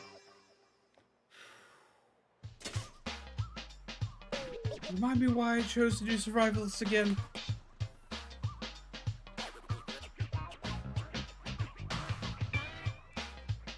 Jesus.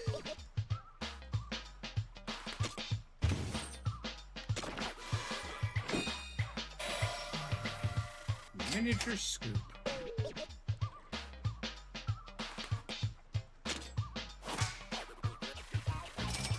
Lord help me.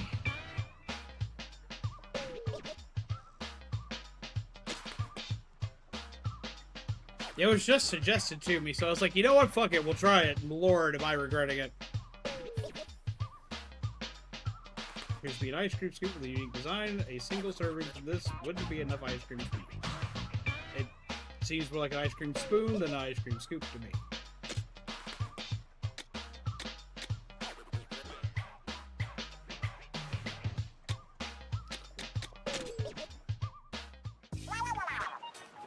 Looks like we missed a radar ping or two in the buried ruins from before. Can't make up my mind whether to push on or retrace our steps. What do you think, mechanic? You're pretty worked up about this for a guy who wanted to go up and go home. Have a good night, Nettie! You got it all wrong. Wanting to go home soon is why I'm pumped for treasure. Yes, yes, keep telling yourself that. You dropped something, big man. I meant to show this to you. Metal plate? Is this more scrap for the heap? Look closer. It's pretty rusty, but isn't there something written here? Huh. It's hard to make out what it says. Singing is the key. Something, something. Opens the way. Is this about gold? Oh, gold? For real? Say more. What else is there about gold? Not as much as I can read, but any hidden gold is worth going after, right? I found the plate attached to the bot. It feels like we're relying a bunch on the bot, actually. Is it leading us somewhere? Bot's leading us to gold. It's possible, I suppose. I don't get what the singing is the key part means, but I bet we'll know it when the time comes. This could be our big chance to bring back a fortune. Hidden gold. Leave it to us to hunt it down. Let's go equip some stuff.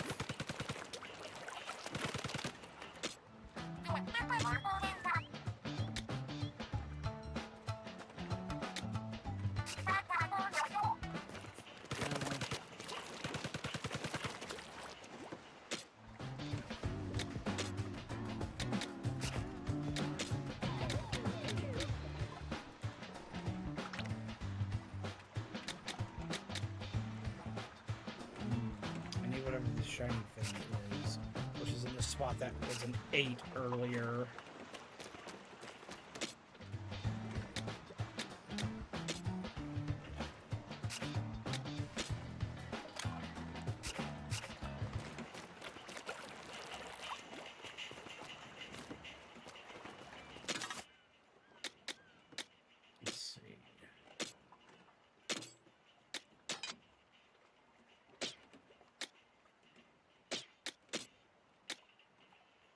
An ink recovered 10% faster when submerged in ink. I like that. I like that a lot. We're going to do that.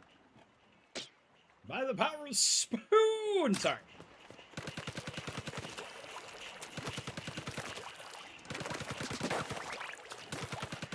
Yeah, picking Frye for that fight was definitely the right choice.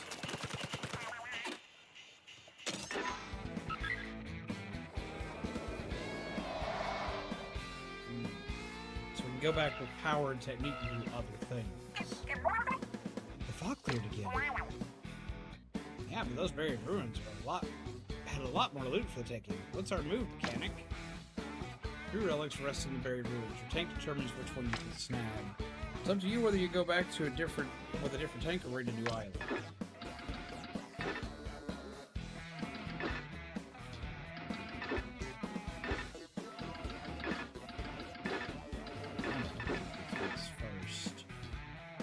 Probably do is actually go back to some of the older areas with a different tank. So upgrade those first.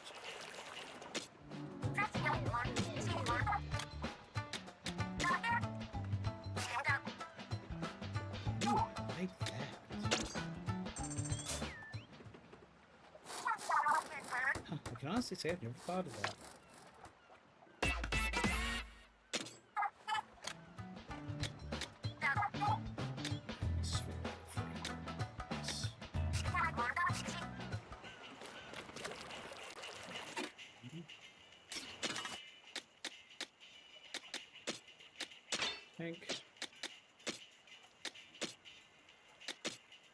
Equip.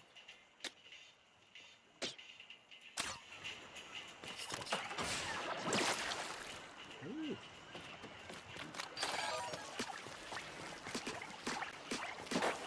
Let's continue advantage.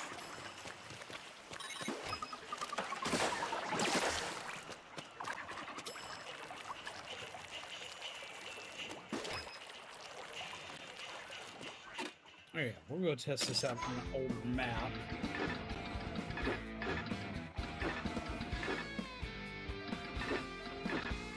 So we're going to have tons of this.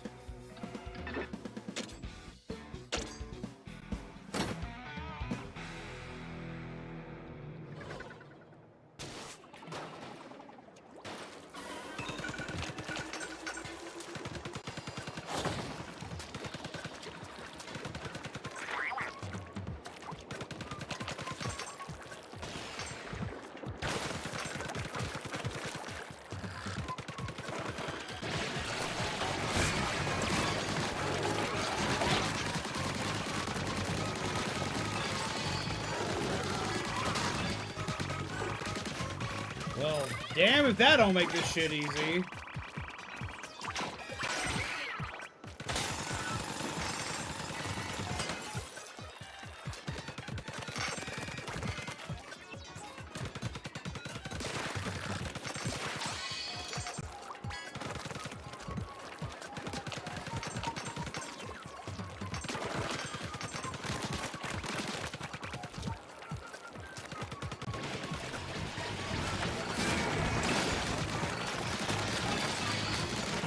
I just look at that!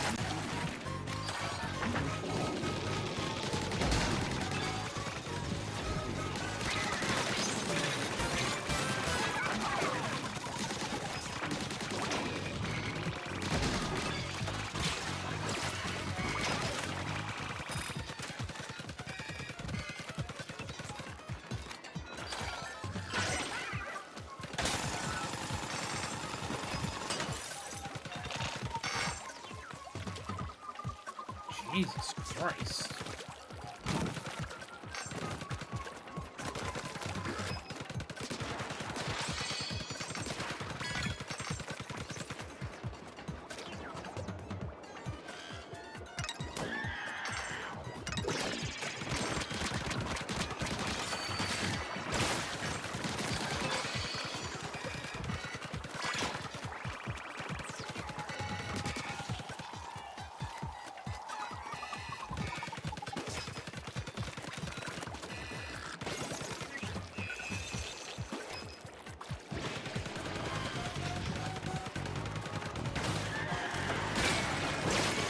Jesus!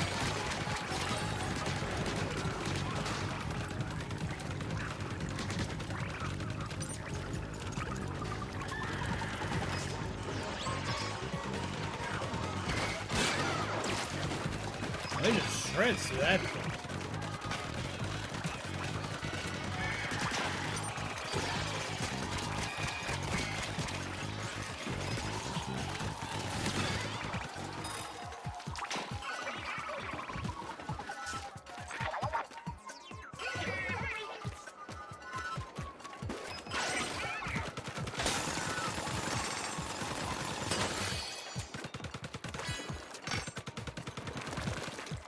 So by the power of Spoon, now my brain wonders what the Splatoon version of He-Man and Shiver would look like. That sounds hilarious.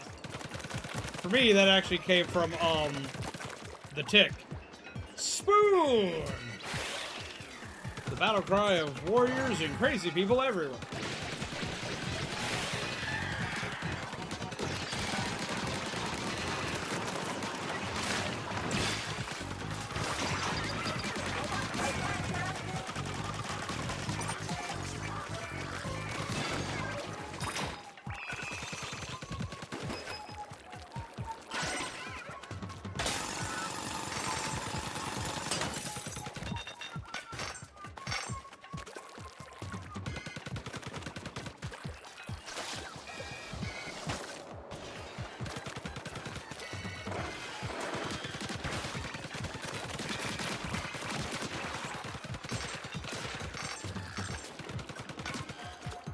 That makes me feel old.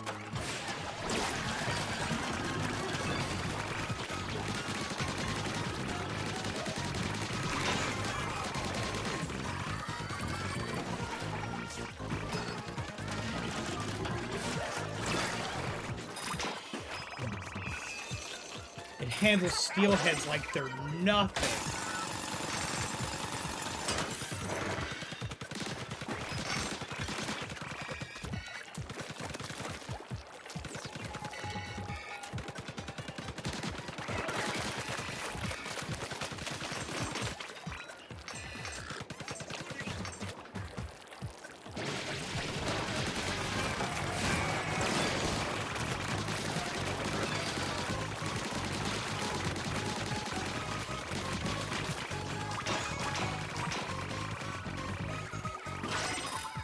Look at how fast that was. That's ridiculous. It should not be allowed.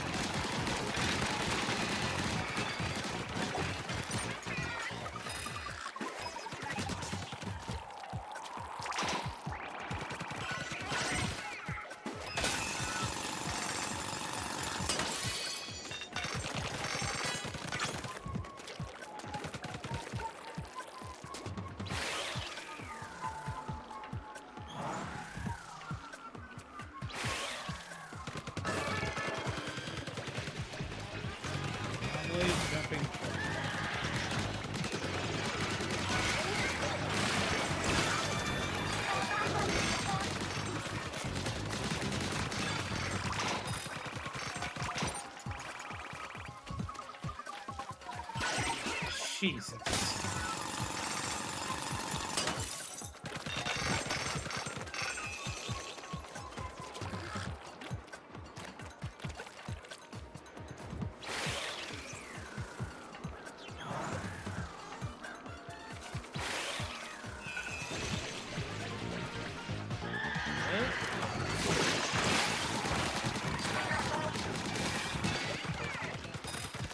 No, that wasn't my initial intent for that work.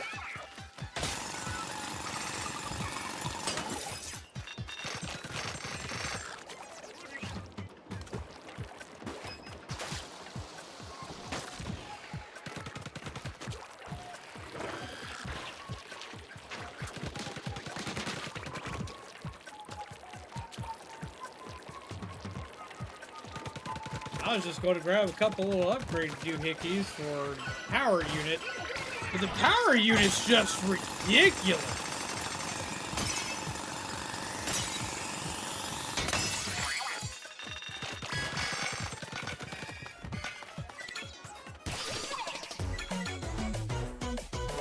Lord help me.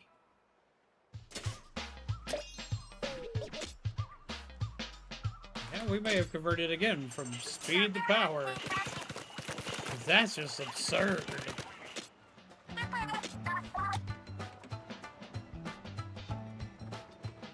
Still seems like right now.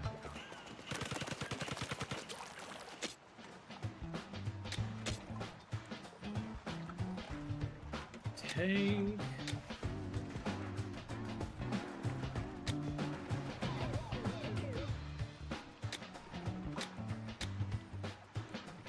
More damage.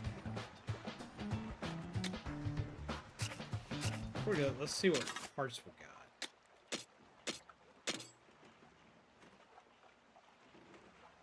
Shows a cooldown of this gadget when you're hit by close range attack.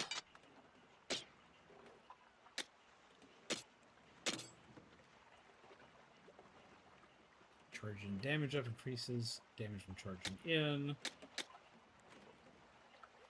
Increases damage when slashing. Increases the size of the attack area when slashing. Increasing explosion when charging. Primary slashes are performed vertically. In general, damage is increased compared to that of the horizontal slashes. So what's that? Roller swing.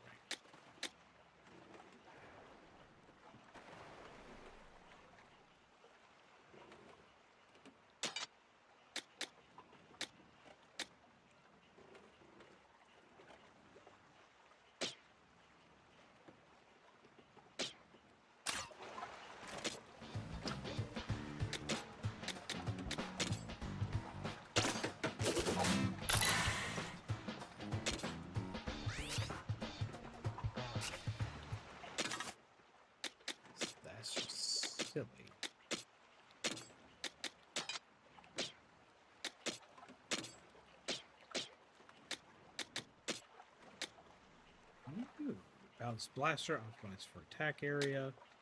Optimized for ink efficiency. Balanced slasher, optimized for ink efficiency.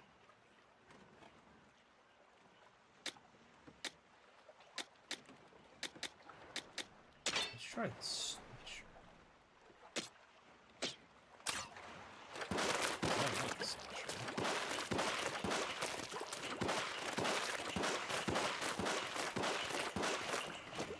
We're going to do that map one more time. Test this out with a couple of its upgrades. Yes, I think this one's going to do that. Let's try that out. Yeet!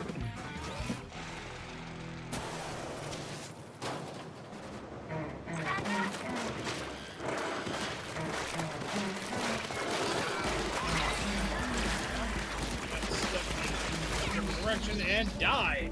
Mistakes were made.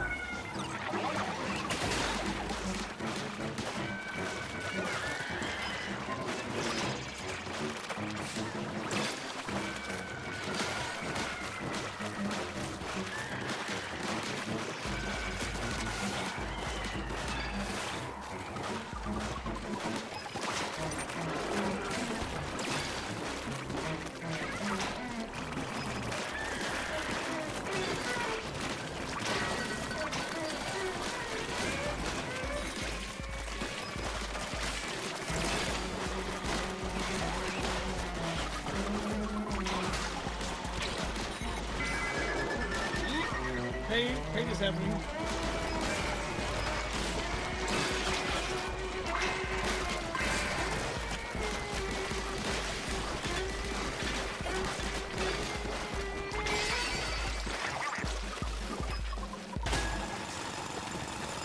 That does wind up working out. That one's working out insanely well.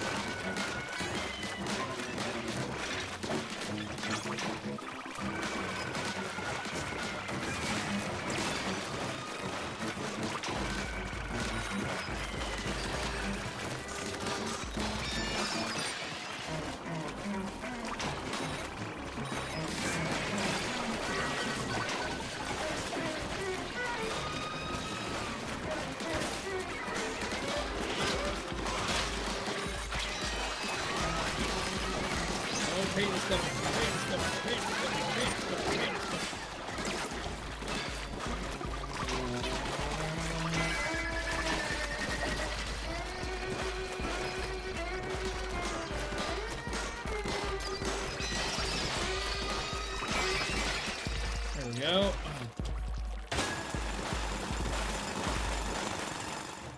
Okay.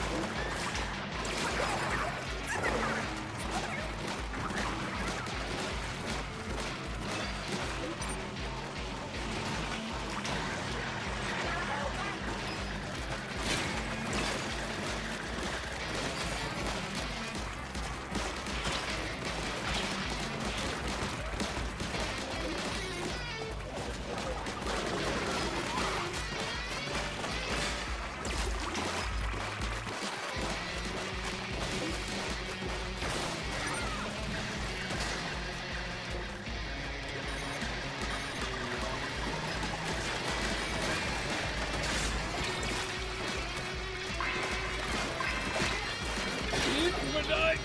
Oh, I'm starting to die. Ah! Couldn't get into any ink.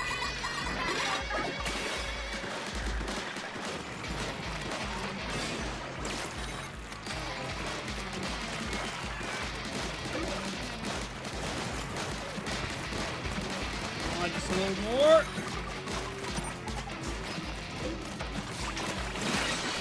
Oh! That was so fucking close. Oh my god.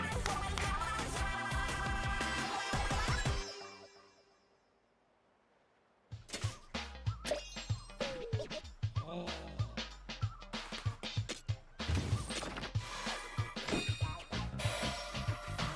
I got cute.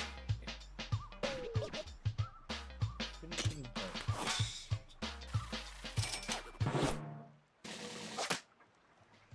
Beachcomb. Use a starter device polished to a bright sheen. What kind of machine is it?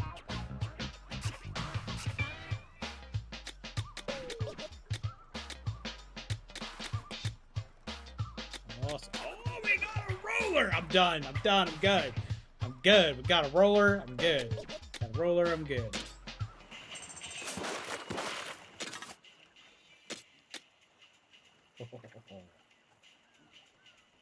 It's a big ass roller.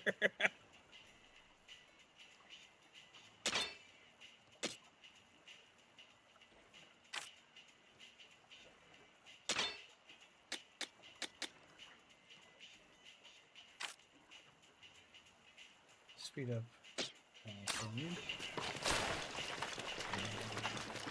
Yeah, yeah, we are home. We are home. Yeah.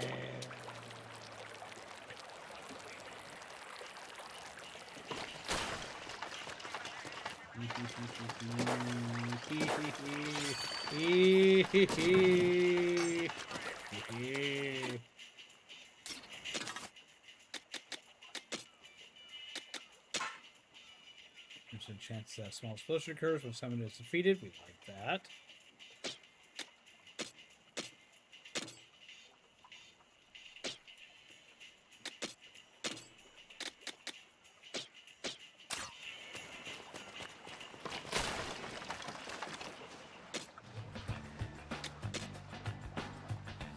We gotta break the tag again, which means we can increase more stuff from gadgets. I think we should increase gadget damage at this point. Everyone's like, why not health? Because who needs health when you don't gotta get hit?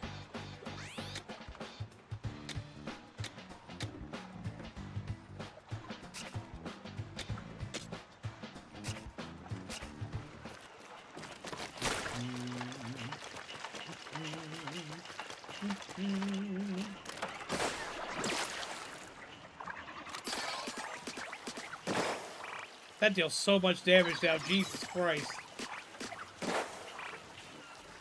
That's so ridiculous.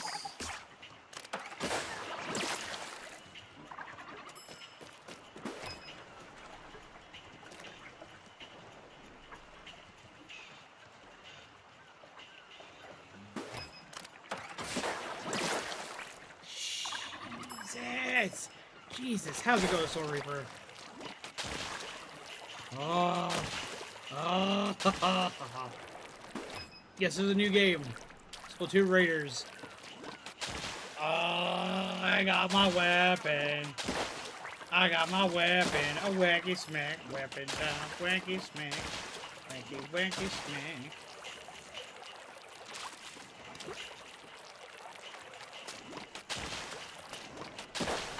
Yeah, we can.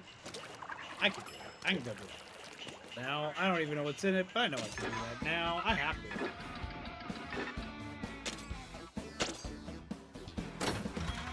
Yay!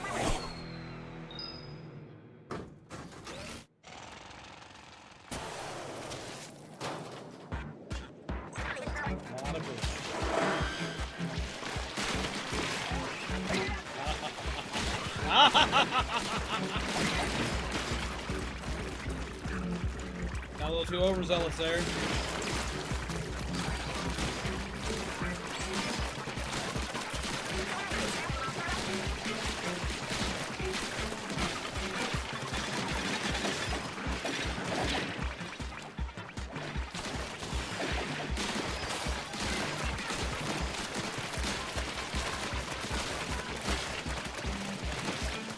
The entire objective of this map, just say fuck it, just hit as much shit as you can. I'm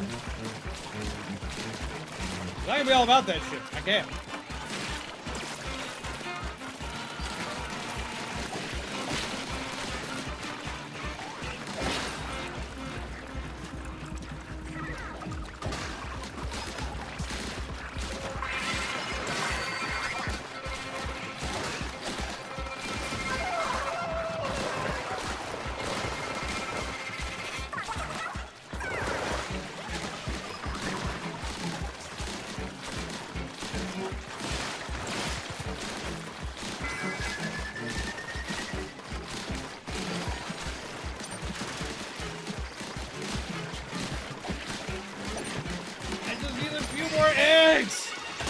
Oh, I got so close.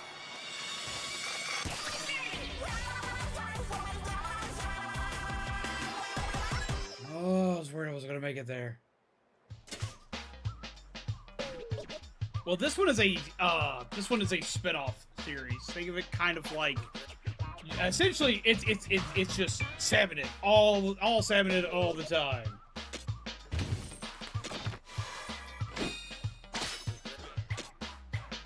Spinny doohickey.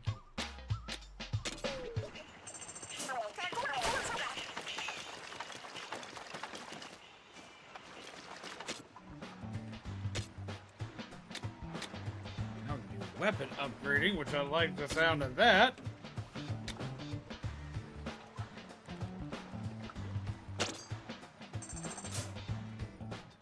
Ooh. Weapons are starting to pile up. It's about time we had a place to put them. We use it to upgrade them to, maybe. Like we'd have the weapons do weight training or something. I think the mechanic grinds Spirhalite shards into powder and uses those. Is that how it works? Just uses it like magic. And Spirhalite shards are like protein for weapons. Yay! So that's how they woke up. The salmon, the inklings, and the octolings. Mortal enemies. I'm hoping we find out more about the Salmonids and why we're always fighting them. I assure you, there's no weight training involved.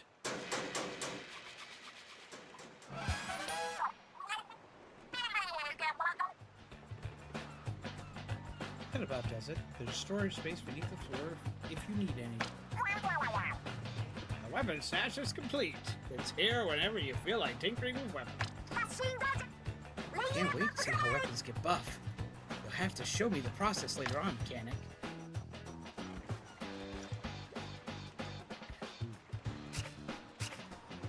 Check that out.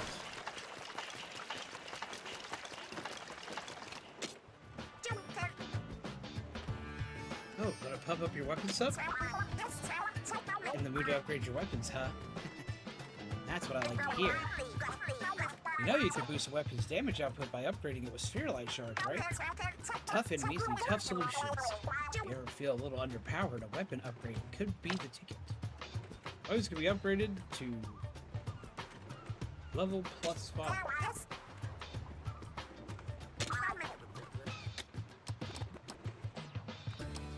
It does take a lot of Spirhalite shards.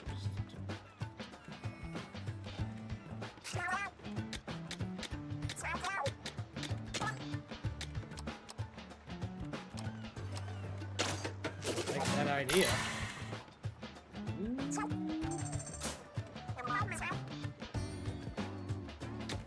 quite dangerous.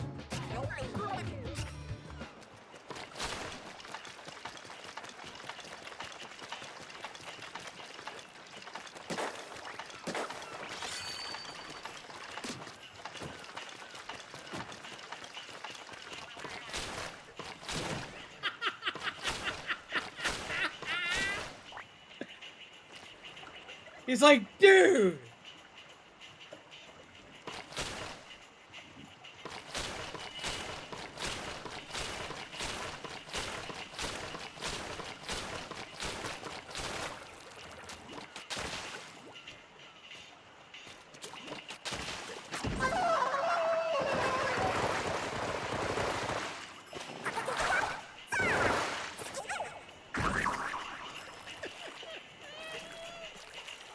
Oh, I'm 5. Ignore me, I'm 5. Ignore me, I'm 5. But I love this. This just feels right.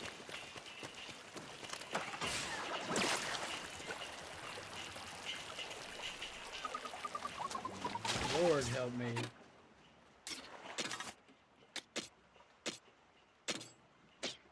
New pieces, though.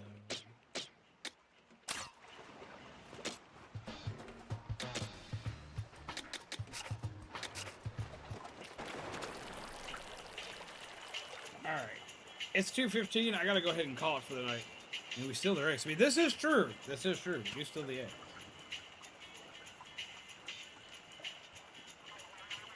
Alright, so we're going to go ahead and call it for the night. I've come very far in this, but tomorrow I'm going to be playing with you guys. We're going to see how it goes. Because this has been ridiculous. This has been a freaking blast. I've been thoroughly impressed with this. Jesus Christ.